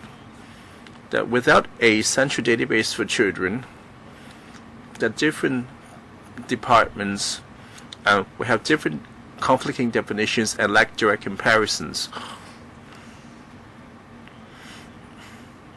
And the data gathered by different departments, like the deputy chair has said, and due to the PDDO, it's very difficult for the data to flow between departments. For the lack of a central database for consolidation and analysis, you lack of forward-looking aspect in policy formulation. Take the school non-attendance, for example. If not the mechanism is flawed, how do we know that 162 school-age children have lost contact? And how did the improvement or the enhanced mechanism come about? However, this is still a very symptomatic cures. However, without the central database to grasp the full picture, you simply deal with one crisis to another, and by then it will be too late. So what are the advantages of setting a central database? So children need a lot help in different policy areas. For example, support for newborn parents, or proper parenting or home safety skills, and how do we support the at-risk groups, and for example, for the poor household, young mothers, newly arrived young household, or substance abuse households. These need the different departments, for example, Department of Health and SWD, the police, to consolidate the data to see results. So to set up a central database is a pressing matter. I hope that the government is determined to take it forward. And next, the Hong Kong Committee on Children's Rights. So whether we call it a central database of children's or any other name, this is the Hong Kong did not get a full picture of the real state of Hong Kong's children. Are this information not collected or not released by different departments? The Census Department has collected, have some thematic studies on 15 to 24. However, they have no thematic reports on children under 18, and the children's data owned by the CSS are usually just generic data. We have no idea how many children are chronically ill, the number of disabled children, and how many were cared for by non-carers, how many living in residential facilities, and how many children broke the law. The list goes on. With the academics and the social child rights advocate, we need accurate data to convert service planning to cater to social needs as to monitor the government's role. The government also needs accurate data to formulate appropriate policies. We need to then accurate and sustainable and comparable with full participatory and transparent children's database to let the public have a clean grasp of the full picture, and this should help the government to budget and to formulate new measures. The administration will need to ask itself, in considering this, what are the objectives in setting up this children's database? Do we satisfied with getting more information, or by setting up this that we can benefit the children? For Australia, UK, besides getting all this children demographic data, they also developed a framework for analyzing children's welfare. So working with government departments, NGO, and research institutions, taking on the children's first principles, and the safety and health and friend relations, education, personal finance, behavioral and risk and personal welfare and data, and also correct data directly from children. For example, do they feel safe themselves, or do they feel they're worthwhile, or they feel part of society? This kind of subjective data to determine the efficiency of the resources, whether they will be targeted directly. For example, a strategic collection of data to monitor children's welfare. The information gathered by the government should not should go beyond the residential facilities and playground facilities, or the enrollment figures, or the government expenditure. Then they should collect data such as like the average waiting time for such facilities or residential places, and the time spent in such facilities. In last February, we heard the children themselves. Their whole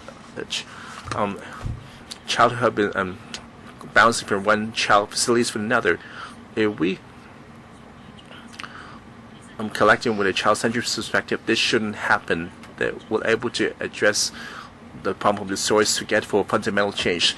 The Eminent Commission on Children and the Government Census Department play an important role in setting a central database. May I suggest 3 proposals? The Census Department, and for every census, they should also do a 0 to 18 thematic study. Second, to set up a panel made of different government department experts in making a working group to develop the framework for the database. Thirdly, the database must apply on children's trials principles that were compared, considered good practice of other countries, can be transparent to let the public get the full picture of our state of our children to achieve its goals. 最後我哋請 Next, Justice Center, Ms. Lehman. We are an organization that cared about the welfare of children of the refugees for the reforming claims on prosecution. The civic society have been asking for a central children's database for over 2 decades, and for the I think the upcoming Children's Commission should set up a children's database. Without a central database, we don't have the data to protect the maximum interests of children. This is the Article 3 of the UN Convention of Children. And at the same time, the UN Committee of the Child had already advised the government to set up a children's committee, and Mr. Kwok of the Labour Party has stated the UN Committee on Rights of Children for the 2013 issues. The data should include ethnic authority children, immigrant children, children seeking asylum, and disabled children. We're quite disappointed that the government had not taken on these proposals. Besides this quantitative data, some qualitative data should be included. But this way can fully reflect the Hong Kong children experience. I have a question for the public officials present. 13 years ago, the UN Committee on the Rights of the Child had proposed to get Hong Kong government to set up a central database. Why Hong Kong has been dragging its feet 13 years on? What is the progress? Which department is responsible? Is it the Census Department or the Labor and Welfare Bureau? If the government not taking on the UN Committee's proposal, what are the reasons? Besides the lack of a central database, even if we had to get information from according to the Freedom of Information guidelines, quite difficult. Last year, through this guideline, we asked the Immigration Department for data on refugee children. while I found request, the immigration department cannot tell us that how many of the claims, non-refoulement claims, were made by children, because the laws applicable will be different. And I think you can be do by deduction. I think there's only a dozens or so of the children, yet the immigration department cannot provide them, and the government did not periodically publish the data on children of asylum seekers on refoulement claimants. I think the Hong Kong should enact local legislation to apply the UN Convention on Children. And coming this November, there will be the UN Committee on the Human Rights and the other civic society organization and the Justice Center will continue to use this mechanism to move this agenda at the UN Human Rights Committee. So it seems to voice in unison that all support setting up a central database. Under Secretary for Labor Welfare, I'd like to respond first. But we're glad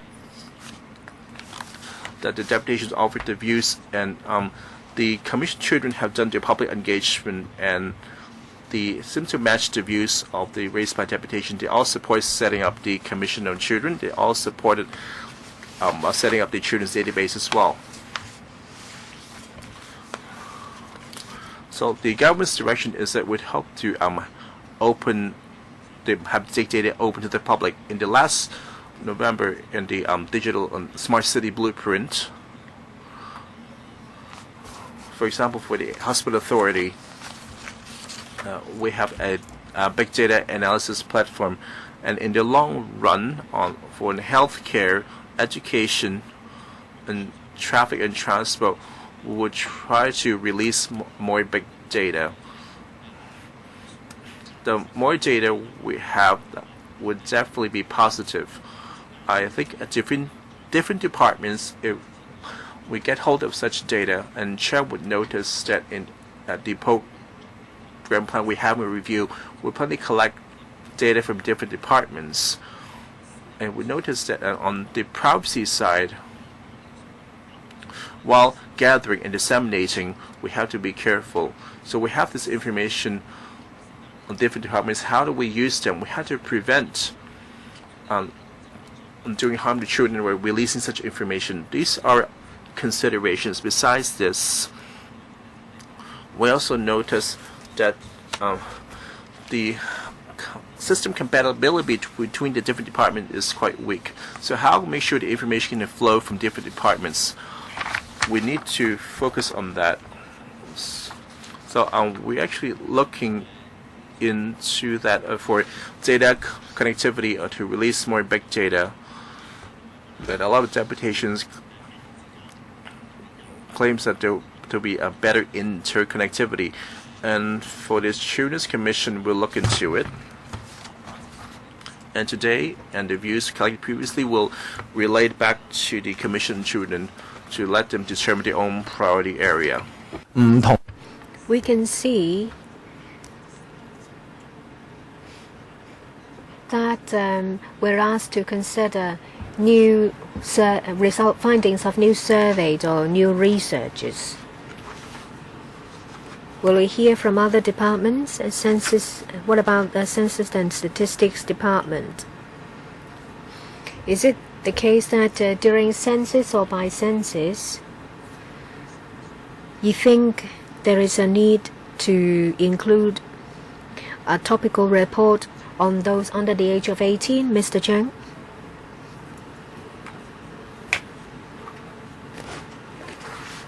The CNSD welcomes the suggestion from the deputation to add a topical report on children in statistics. We will consult users to see what they would like to see in this report. Thank you. Well, it depends on the users then. And it seems that you have government departments in mind, especially the policy bureaus. Mr. Choi, the Labor and Welfare Bureau or the Education Bureau.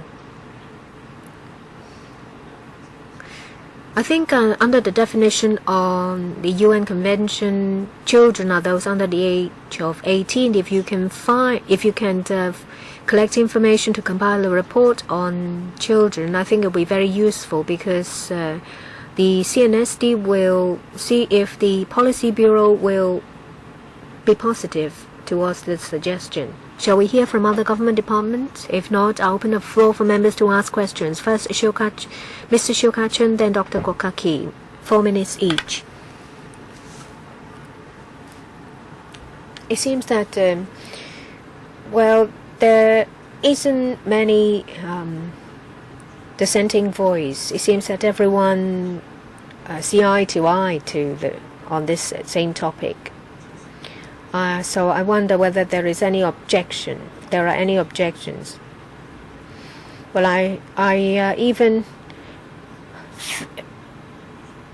think that, well, because today is International Children's Day, so I will give a present to children, that we will make announcement that a central database on children for children will be set up. I really thought that would happen. I really wished that would happen. Anyway, I think that we share the same view. We would like to have this central database for children. I don't think I need to elaborate why there is a need. We need this database. We do think that policy formulation should be based on data.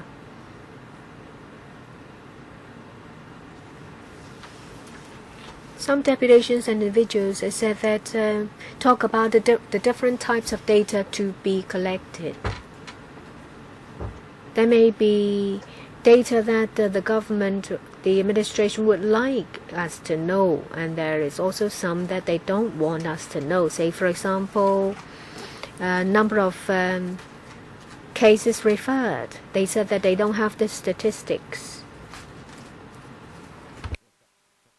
Very often the administration uses this as an excuse to dodge.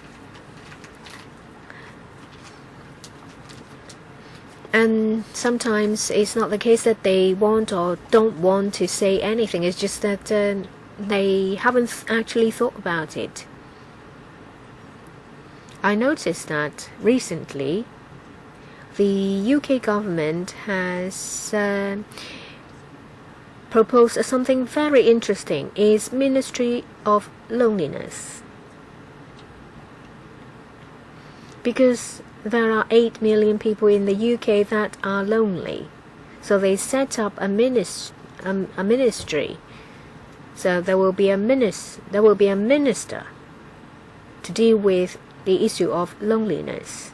You may see this as a joke, but actually in the UK they are going to establish a ministry to deal with something that we thought that we didn't even think about, and that is very interesting. It shows that they have thought outside the box.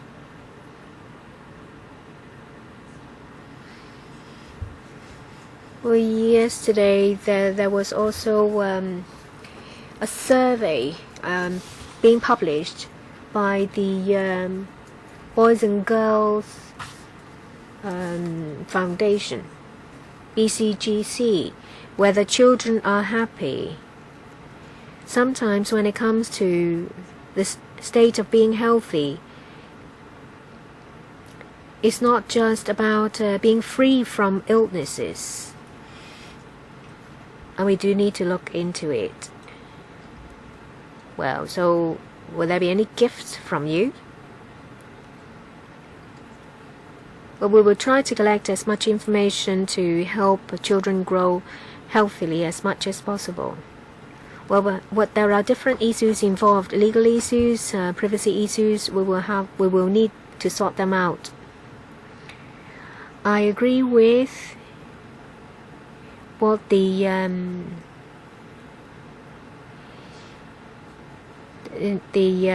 chairman, that we do need to do more publicity. We do need to explore more different issues.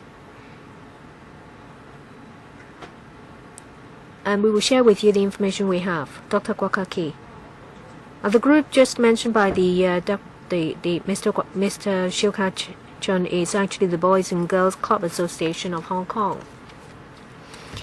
Well, just now the Undersecretary said that they would do it.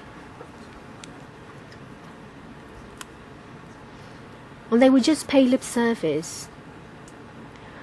And when they're gone, there is nothing you can do. You can't hold them to it. I do think that if we had this central database, these tragedies could have been avoided. There is common trade in these tragedies. The housing, the cases would have been flagged up in the SWD or in the housing department, say for example Sanking Estate and the Young Lam Lam case.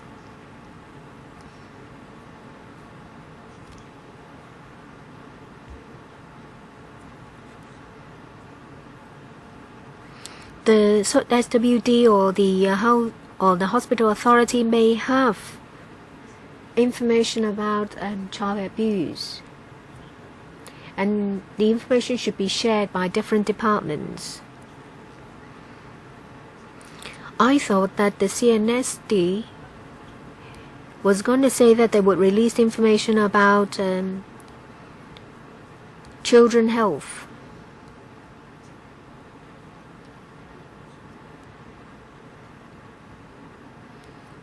It's not a difficult task, not statistically at least, and still they did not give us any undertaking. They say that they might do it in future census.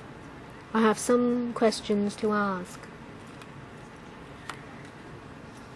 Well, the computer system of the DOH and the hospital authority are not connected. That's a failure on the part of the administration. I have two specific questions. Undersecretary, if you have to enable sharing of information to prevent tragedy, you don't have to wait for different committees to give you the green light. The SWD is a department that you have direct contact. For the police, it's under the Security Bureau. The Education Bureau is a separate bureau, and there is the FHB, under which there is the Hospital Authority and the Department of Health. Can you give us a timetable as soon as possible that information can be shared? Because that is very important to prevent tragedies. You don't have to wait for deputations to come to beg. It's something that you can do. Can you give us a timetable? Say, for example, you put in place an alert system. You enter the child's name, then you will find out whether the case is being followed up by government departments and which ones. The second question is for the CNSD. If there are no problems, can you not wait till the next census? Because this is about raw data. Give us the information as soon as possible. That can be used by academic institutions or organizations that are concerned about the welfare of children. Undersecretary, we are aware of that, but we should be mindful of the PDPO as well. the Personal Data and Privacy Ordinance, we have to ask the Privacy Commissioner. When it comes to personal information, especially that involving children, we have to ask parents as well. So that is in relation to retrieval and collection. About the share system, well, in the blueprint for smart city, we hope that by 2020 we will see a new big data platform for government departments to disseminate and share information real time. Still, we have to deal with information security. Without a good security system in place, if the information is leaked, has gone missing, there is a chance that the child will be hurt. We need to bear that in mind. We have heard a lot of comments. We will explore them in depth. Different departments would like to release suitable information for use. Shall we hear from the CNSD? Are you willing to conduct this topical study? Thank you.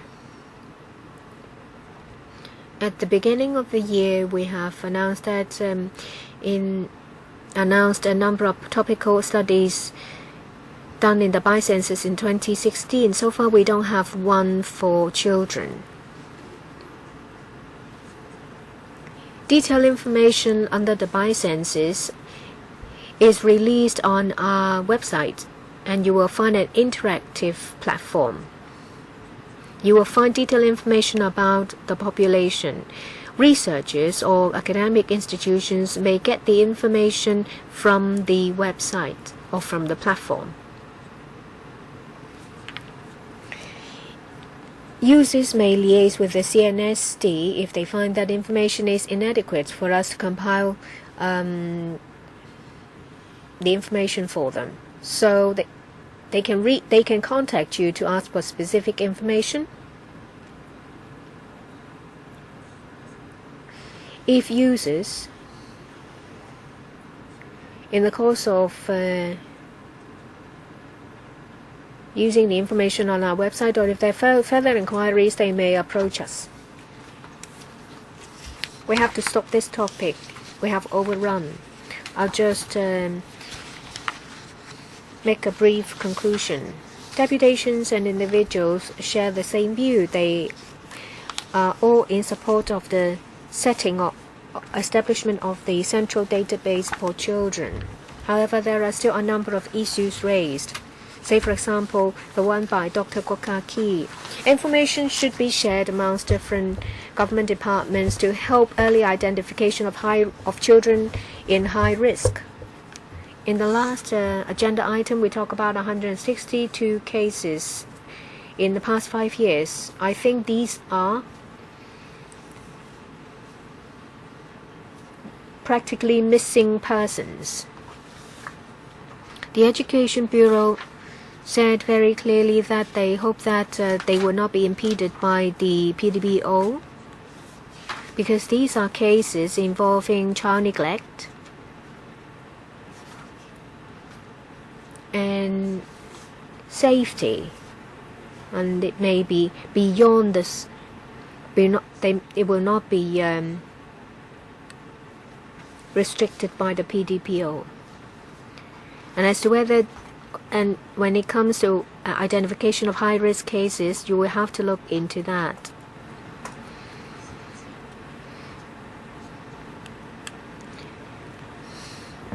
But it may be information related to the same topic, and it's nothing to do with privacy. Say, for example, Department of Health and Hospital Authority. It's difficult for them to get the information, even though it's not related to an individual.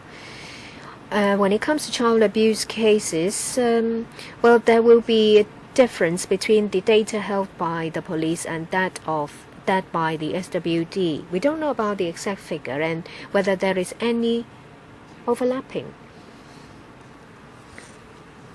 相對係宏。Rationalization to provide the macro level in order to make it meaningful. And finally, this about the macro data.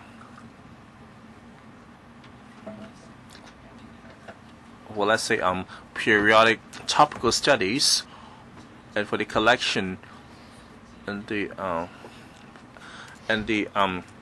formulation of child welfare indicators. I think CWB, we need to look into it. Also involve collaboration with different bureaus. I hope that the administration hear the deputation voices, and thank you deputations for coming. Let's move on to the next item. The reform of child protection legislation.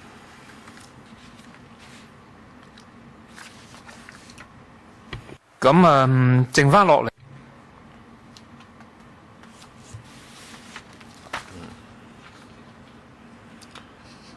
So we have one government representative, Assistant Director, Child Welfare, Social Welfare Department, Mr. Feng Menchong.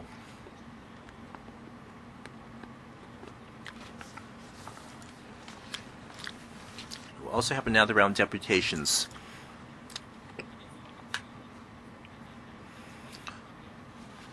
In this area, I think that the legislation on child protection have a lot of room for improvement, and in the past we went on a glacial pace or a snail pace. Progress has been extremely slow. Today there will be the last discussion item on the last meeting of the Subcommittee on Children's Rights, which highlight the importance of this item. Without continuous legal reform on child protection, we would lag behind. A lot of the reforms will be inconsistent. Policies will change all the time. However, the legislation would set out the minimum requirement. Unfortunately, we had invited the LWB or other policy bureaus related to children's welfare, Department of Justice, or even the Legal Reform Commission. None of us are interested. Today is Children's Festival as the last meeting of this subcommittee to discuss an issue of utmost importance, and ultimately we only have one government representative. For this, we thank Mr. Feng, Assistant Director. I know that you're retiring very soon. Hope that the next 40 minutes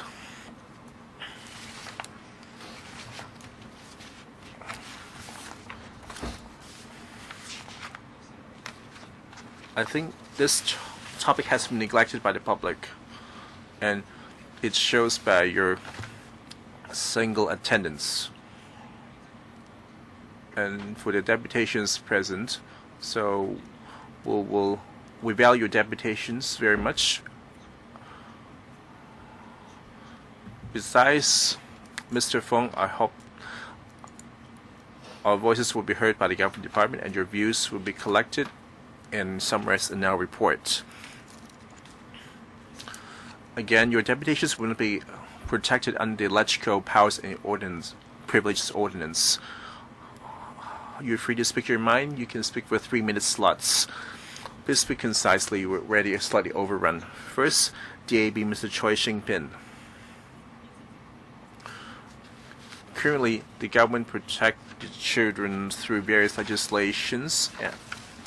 For example, the Protection of Children Juvenile Ordinance and Employment Children Ordinance and the Prevention of Child Pornography Ordinance. Even though we have all this ordinance, however, the issue of being out of step and the loopholes must be addressed. For example, the public cared about the issue of sexual abuse, and late last year, a female athlete was claimed sexually assaulted by her coach, and let rouse to public discussion. There's only expose the abuse of power by coaches and trainers. It also shows that existing mechanism is not able to protect children from sexual abuse. In fact, the sexual offenders database have implemented since 2011, and the organizations and employers that relate to children's services or dealing with mentally incapacitated person require the job applicants to pass through the screening by the police, and authorize the employers to inquire the police. This has a loophole because it's purely voluntary. The employer cannot force and cannot inquire records, and also not able to cover existing employees or volunteers dealing with children. And those who wish to hire for hobby classes or private tutors are not eligible to use this worker database. So is it truly effective? And a lot of organizations such as DAB hope the administration, hope that screening mechanism to extend to all employers and make it compulsory. Unfortunately, administration have turned a deaf ear. Besides sexual assault, and the public also cared about how the children can be protected from abuse and not repeat that. Besides protecting children from physical harm, we had to address the psychological and physical trauma of children. For example, in severe domestic abuse cases or under psychological abuse, even though they may not be abetted, they still count as a form of abuse. They should take reference from countries, for example, UK back in 2014, and have set up this Cinderella law. If the guardian or the parents have neglected or intimidated children in a sustained manner that led to irreversible psychological trauma, that will be constitute a criminal offense. I hope that the administration can take reference from other jurisdictions to enhance the legislation on child protection. Next speaker party, Mr. Hong, Simon Hong Ling Fei. So, on the legislation, there are various kinds. However, looking at the figures in the past 5 years, on average, we recorded 800 child abuse cases. However, the conviction rate is below 70. As you can see, it's quite low. So why are we having such low conviction rate? It shows that the existing legislation have a problem with collecting evidence.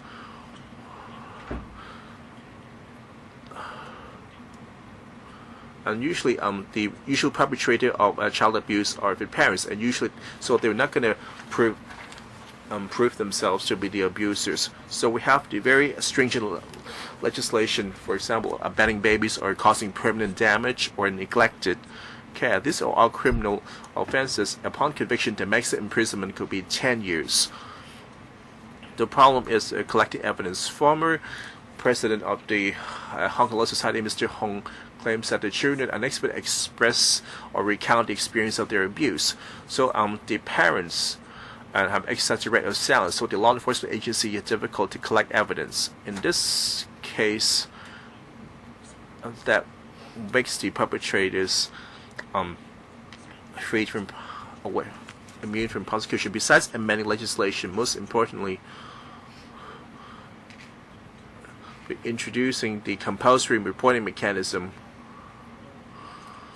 for any frontline workers in working with children. If they come across children suspected of being abused or show signs of being abused, within a reasonable time they should report to the authorities.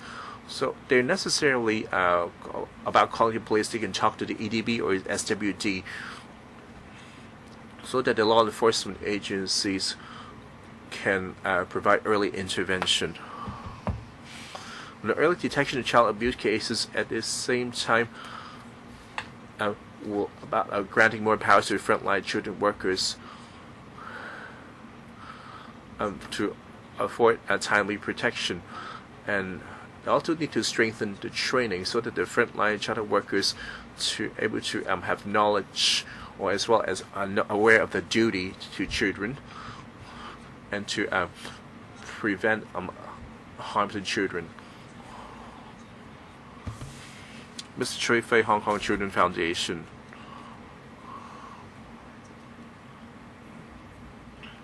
So today we talked about both prevention and cure. So far we heard about and cure after the tragedies. So how do we deal with children after the incidents?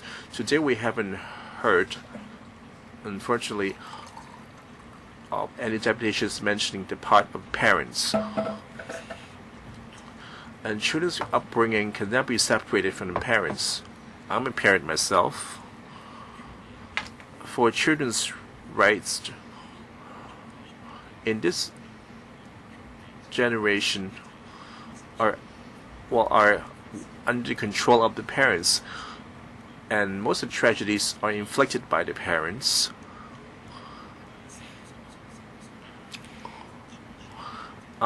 The public would abhors or don't wish to see any child abuse cases. And now that we're discussing about long-run measures rather immediate solutions, can this actually immediately address the more pressing problems without our family or education or parenting problems, which give rise to child abuse cases? So should we work with the parents first? Let's say under Secretary Casper Choi claimed that how to make sure they can learn and live happy, that we can go on for hours. On this item, we hope to explore ways to prevent tragedies from happening. I haven't heard much on what can be done to parents because children are just like a white piece of paper. They don't really know what's going on around them. So can we have more measures to support the parents? Or we detect parents with issues, or can we have more publicity to mitigate or the atmosphere? I hope that we can look into this problem. Hong Kong Pediatric Foundation, Dr. Wang Hui.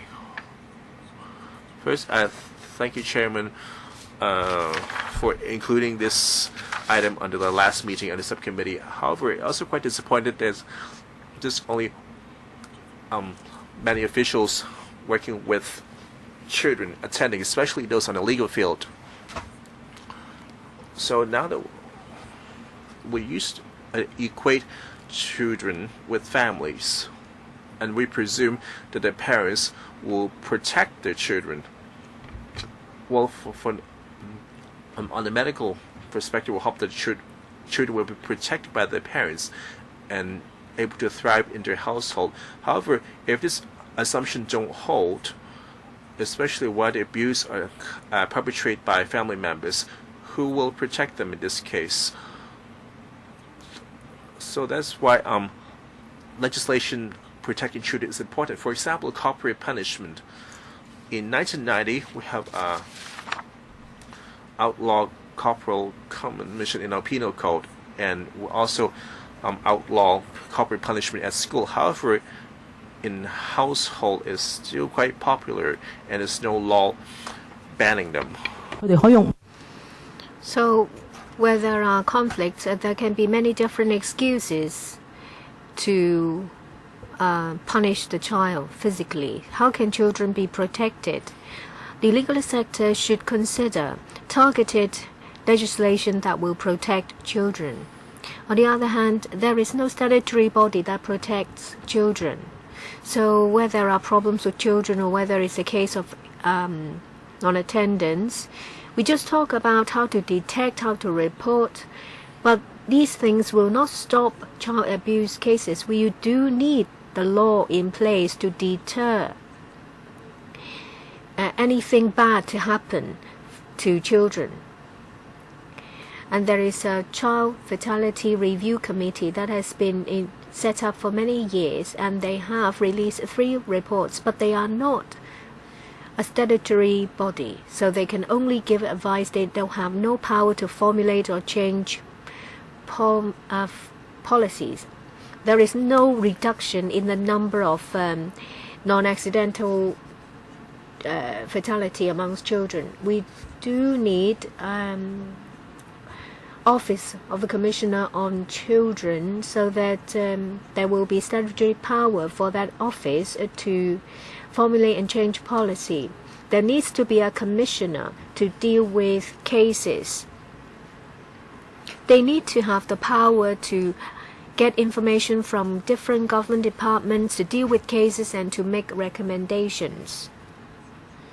So we have been asking for an Office of the Commissioner of Children and complemented with children's health policy. Thank you. I hope that the administration will respond to the policy on child's health. Ms. Khan, from 2013 and 2013, for those between the age of 0 and 2, is a milestone of for their development of language. It's very difficult for them to express themselves. However, the number of cases of child abuse has increased 185 in the past 4 years. Most of these cases, the perpetrators are carers or parents. Currently, there are 2 pieces of legislation, namely the protection of children and juvenile, and the other one is the offences against a person, to protect people. However, for the first one, the perpetrator is not criminally liable, and for the second one, the gravity has to be serious enough for the case to be dealt with. So current legislation cannot enable early intervention. Something has to happen before intervention can take place. So when it comes to child protection legislation, I have these things to say. First, legislation. As Dr. Wang said, in 1990, corporate punishment has been removed from the law, and then a couple of years afterwards, it's banned in schools. However, at home, in a home setting, you still see children being on the receiving end of corporate punishment, and there is no targeted legislation to protect children. When it's a violence against children or violence against the person is dealt with under Cap 212, that is offence against the persons ordinance.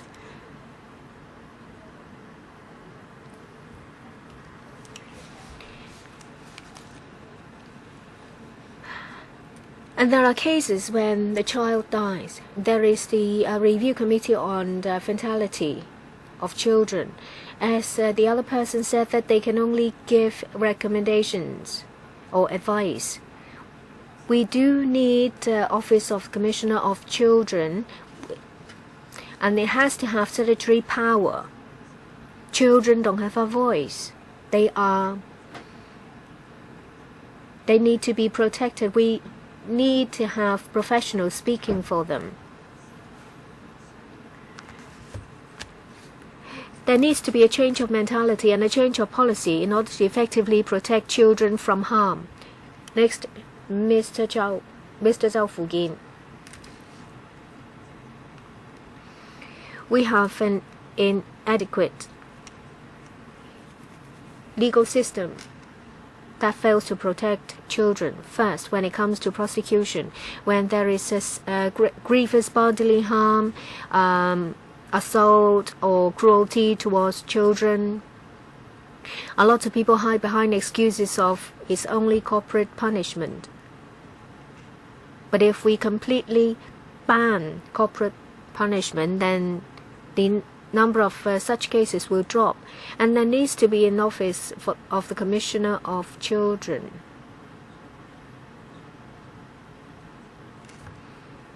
And this office should be directly accountable to the Chief Executive, so that swift action can be taken to effectively protect children.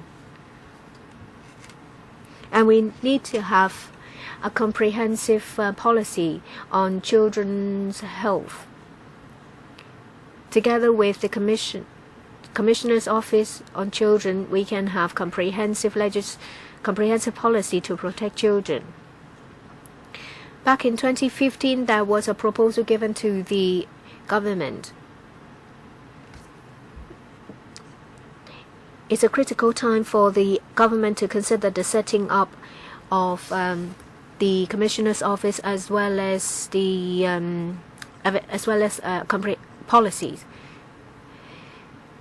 The Review Committee on Fatality of Children should be made a statutory body, and they should be given power to investigate into cases. And there needs to be support given to those who provide support to parents and families. And there needs to be a change of mentality when it comes to protection of children. Next, Mrs. Tian, Gloria. As you know that it is the natural duty of an adult to protect children. We do need child protection legislation. The setting up of the Office of the Commissioner of Children is something that children groups, parents and children themselves want. Over a number of years, Chairman, you speak for the underprivileged. Well, I take care of some children. They are not children anymore, but they suffer from hereditary diseases. And I also have come across children from underprivileged families, children who are from families with parents being incarcerated. They want to be taken care of. When will their wish be fulfilled? We don't know. But a child told me that he heard from the radio that there has been discussions from time to time. And now that the child has grown up, he's suffering from a number of illnesses. Life is more difficult for him. He knows that I am coming here today. He said that when an adult does something for them, however small, will bring them hope.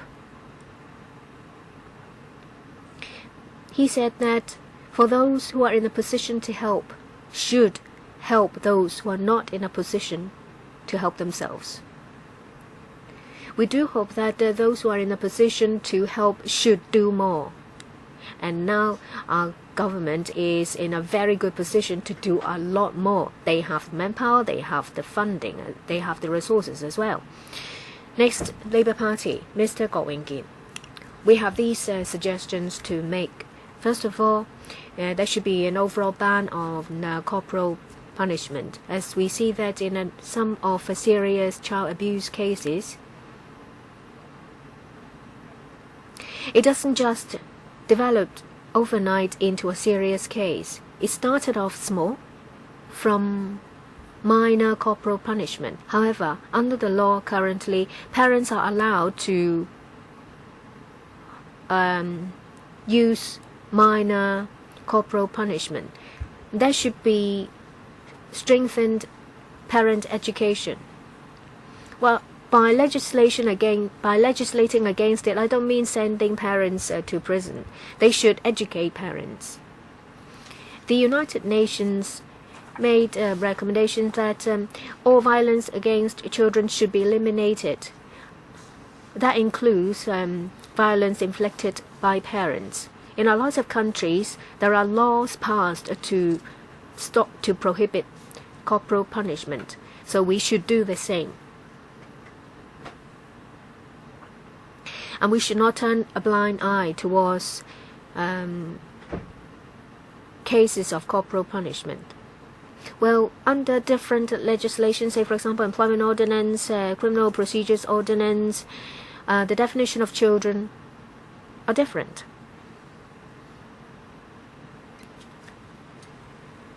There are problems as a result.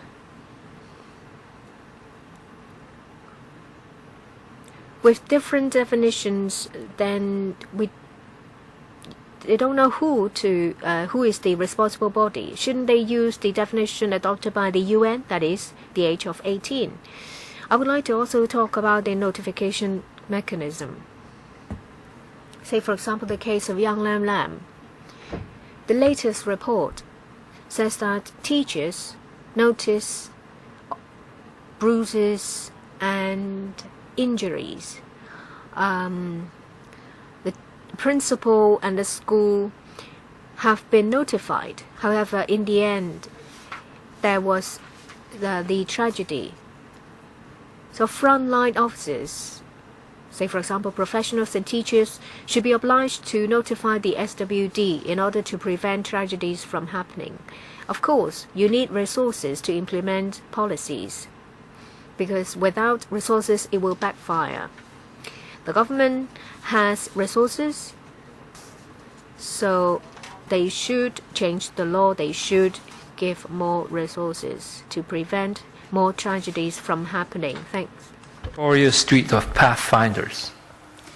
Good afternoon, Chairman and committee members. Today I represent Pathfinders. Pathfinders' experience over the last nearly 10 years supporting over 5,300 of Hong Kong's most vulnerable children and their migrant mothers has given us a unique perspective into the gaps in our laws as they impact children. Our 8 recommendations today are a distillation of our previous submissions and writings relating to child protection and legislation. 1. It is imperative that Hong Kong's legal protections for children be reviewed, updated and consolidated into one children's ordinance. 2. Protect all children in Hong Kong and specifically those outside the mainstream.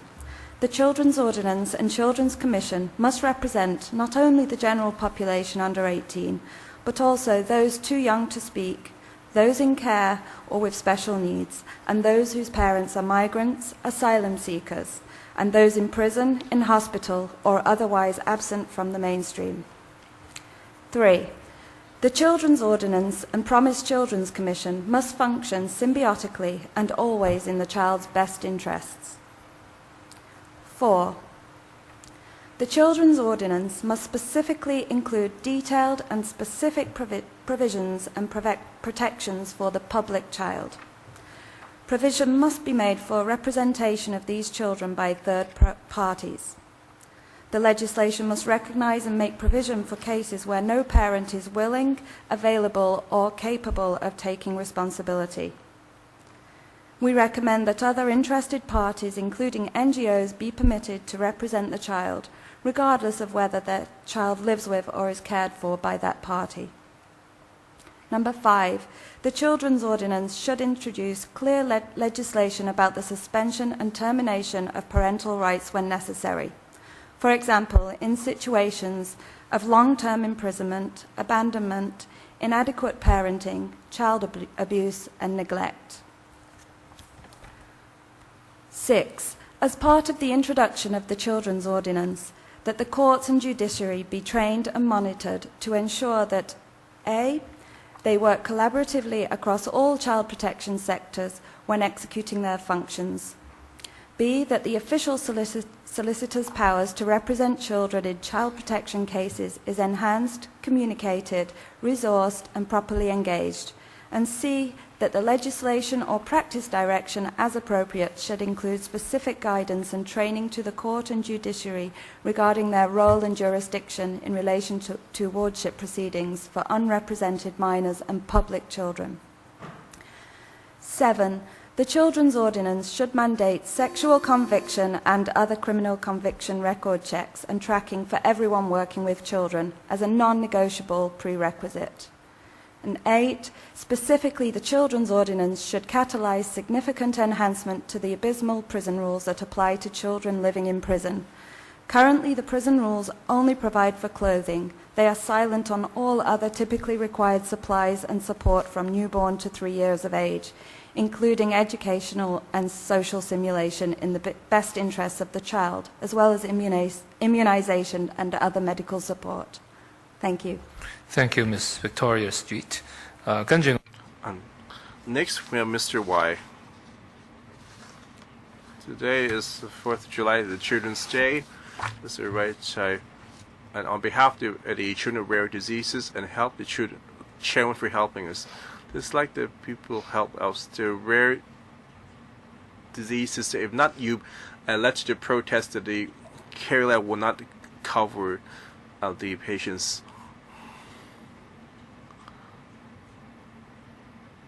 So I was protected by the Child Protective Order back in the 70s. So the deputations mentioned that the parents or suspect abuse, that you should report to the police as soon as possible. At the juvenile court, and it was found that the parents are mentally incapacitated or are being abusive. They issued a protective order to let them house the children in the residential facility. So at least you will help the children instead of wrecking families. So because the school failed to report that the child lost their lives, just like the dog was sent or rescued from the sea and then it was thrown by the owner of the building. So if you see your neighbors happening something outrageous, just call the police.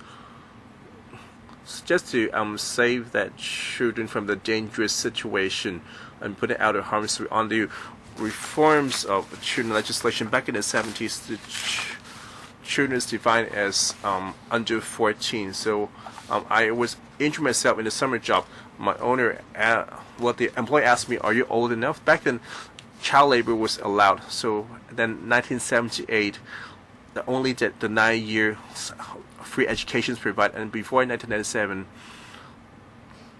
that's defined with children being protected, parents protection under 18. For the during the SARS, let's say how parents passed away, and then the welfare services have helped these children, which the Director of Social Services act as their guardian. So for the children living in the residential homes, when they get to 18, and they would put with the real world, and then so all of a sudden they will lead to a lot of problems. So for the youth dormitories, I hope you can reserve the spaces for this, or that allow them to live in this youth dorms when they leave the residential homes, so that they can adjust to the outside society. So if not, they would fall into subdivided units. So let's talk. If we talk about reform, let's talk about this. These children have been abandoned by the children, or they don't have any parents. So please help them. And Chairman, please help my patient. I think he start hurting himself. So I can discuss with you afterwards. For the individual cases, we follow out the meeting. Mawa of the Hong Kong Family Law Association. Thank you, Mr. Chairman. Thank you, Subcommittee, for your work in this extremely important area. My submissions are on behalf of the Hong Kong Family Law Association. They are focused on the law protecting children and not on the criminal law. Our main concern is that there is no duty to protect children in the law. Our child protection system is essentially voluntary and not legal, and this has had tragic consequences. 5-year-old Yung Chi Wai died from swallowing methamphetamines, even though professionals knew he was at risk. There was no space for him in residential care, and no one was under a duty to take him into safety. 5-year-old Chan Siu Lam stopped going to school last October. and died allegedly from physical abuse in January 2018. The newspaper reports say that her injuries had been documented, but there was no duty to investigate. There was no duty to assess the risks she faced, and no duty to help her. These are not isolated problems. We have seen children falling through the cracks time and again. The only law on the books, and it's been mentioned here already, is the Protection of Children and Juveniles Ordinance. This law is based on the Children Act 1908. It is essentially 110 years old. It is badly outdated. For example, it gives the Social Welfare Department and the police the power to take children into care. But it does not create any obligation to act. It does not create any requirement to assess children's needs and make sure that they are met. You might as well say that we have no child protection law. Instead of a law, what we have is the procedural guideline on handling child abuse cases. And this guidance as well is voluntary. There is no obligation to follow the procedural guide, and it is largely focused on abuse, while neglect is overlooked, and neglect is the most common form of child abuse. The social workers tasked with implementing the procedural guide are not faced with an easy task. They are not specialists in, often, and are not trained in child protection. They are typically overburdened and focused on their primary role of service provision. We do not have a centralized body responsible for protecting children.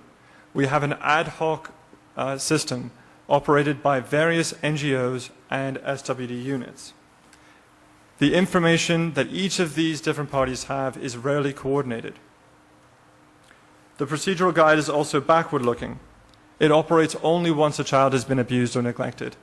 It is not designed to prevent abuse and neglect. As a result, many allegations are uninvestigated, and investigations are often inadequate. The NGOs who are expected to do these investigations very often have extremely tight budgets. They don't have the resources, manpower, or training to undertake these kinds of investigations.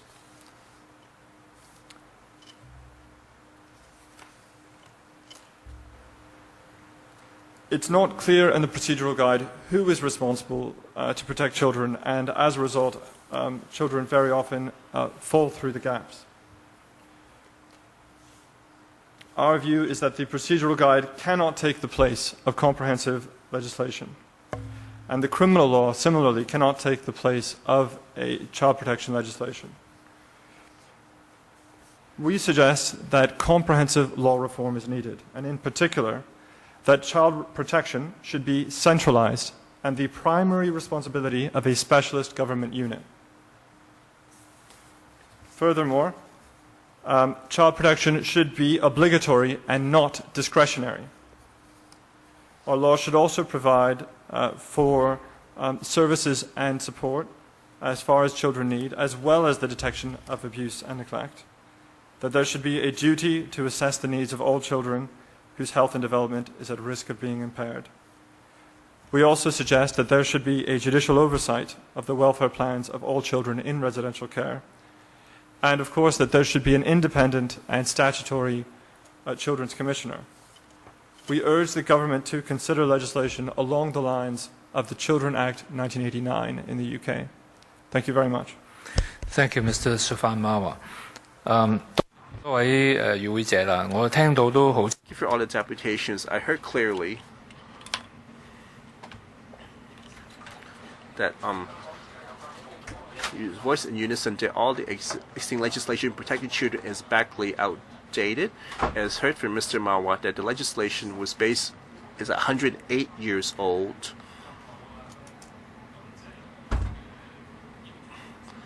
So the relevant requirements were simply too low, and the whole child protection regime was relying on voluntary guidelines.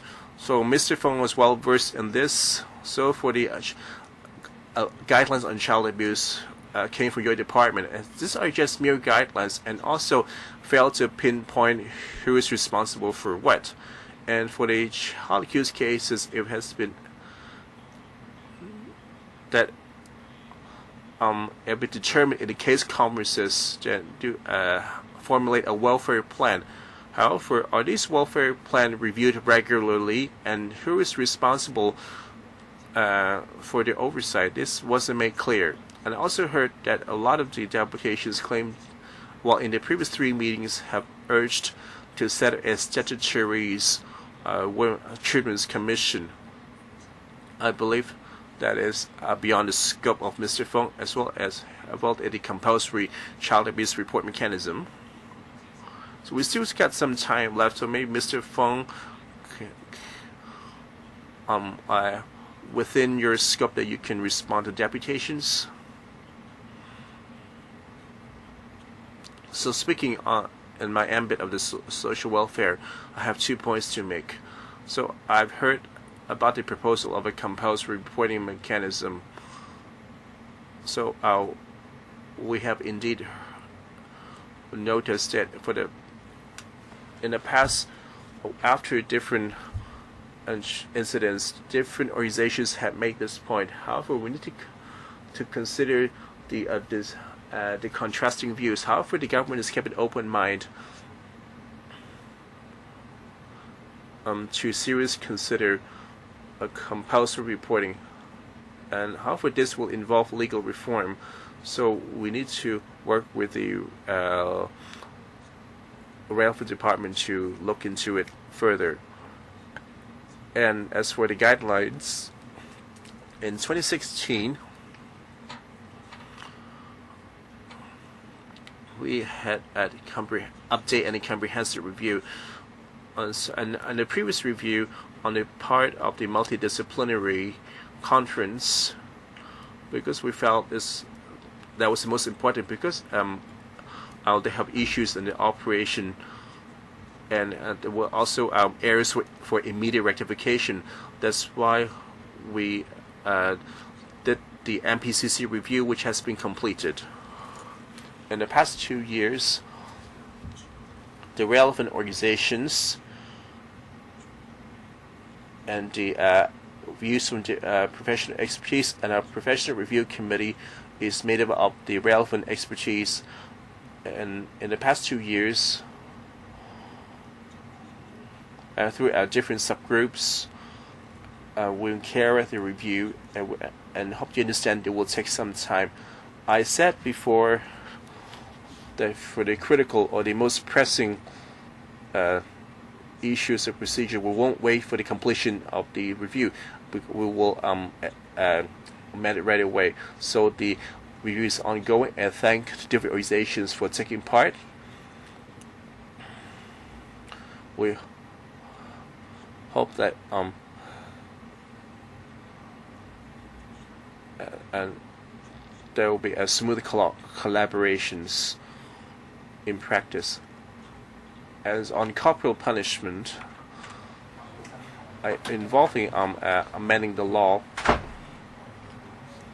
and for the residential homes or the child care centers, the law had already required that corporal punishment is not allowed.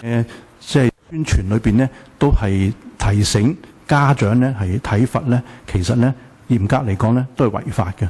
即係你係一個可以係一個傷人嘅罪行嚟到係檢控嘅咁所以咧就唔係話咧我哋體罰咧係完全喺家庭裏邊咧係容許嘅咁我諗我暫時補充係咁多，唔該主席。So it's not officially allowed that corporal punishment is at home. I'll have to make some concluding remarks in relation to reform of the law. We have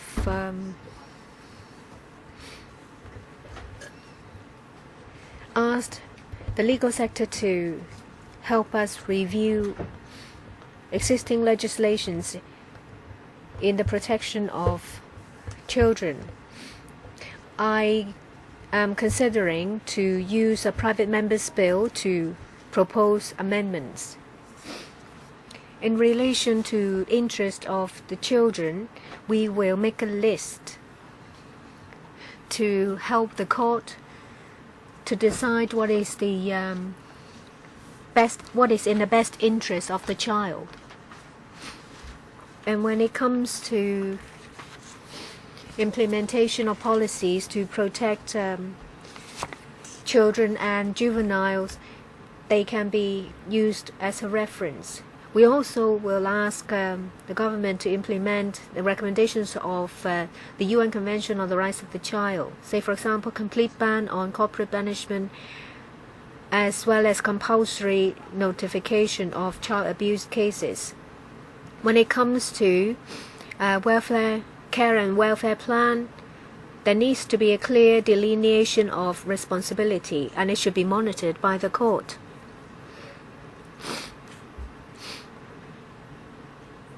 I'm in the process of drafting the proposed amendments. After going through the Department of Justice, we will make them available for perusal of various parties.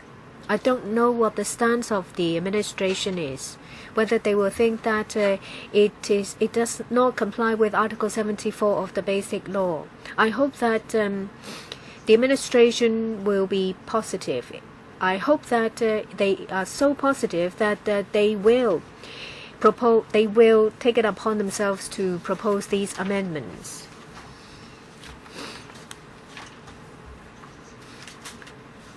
Of course, I will go through the established procedure. It will probably go through the Welfare Services Panel and then to the Council. Deputy Chairman, I would like to say a few things. First,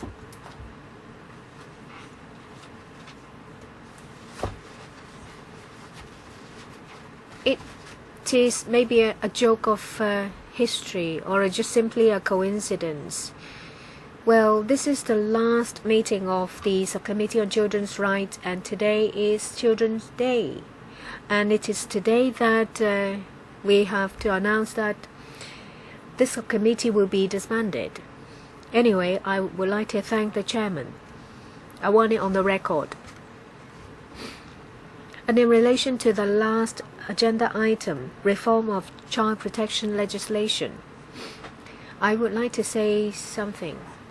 When it comes to protection of children and juvenile ordinance, we do need a reform, not just on the scope you mentioned. A few years ago, there was a debate on this ordinance. This was invoked for the arrest of the girl who used the chalk on the democracy wall. So this is used to arrest an activist. This ordinance, under Section 34E, the police is given a lot of power. A child can be sent to a reception center and within 48 hours apply to the court for an order. So it's done the other way around. The person is sent to a reception facility before an application is made to the court for an order. So we need to review the power of the police. Well, so safe and accept circumstances involving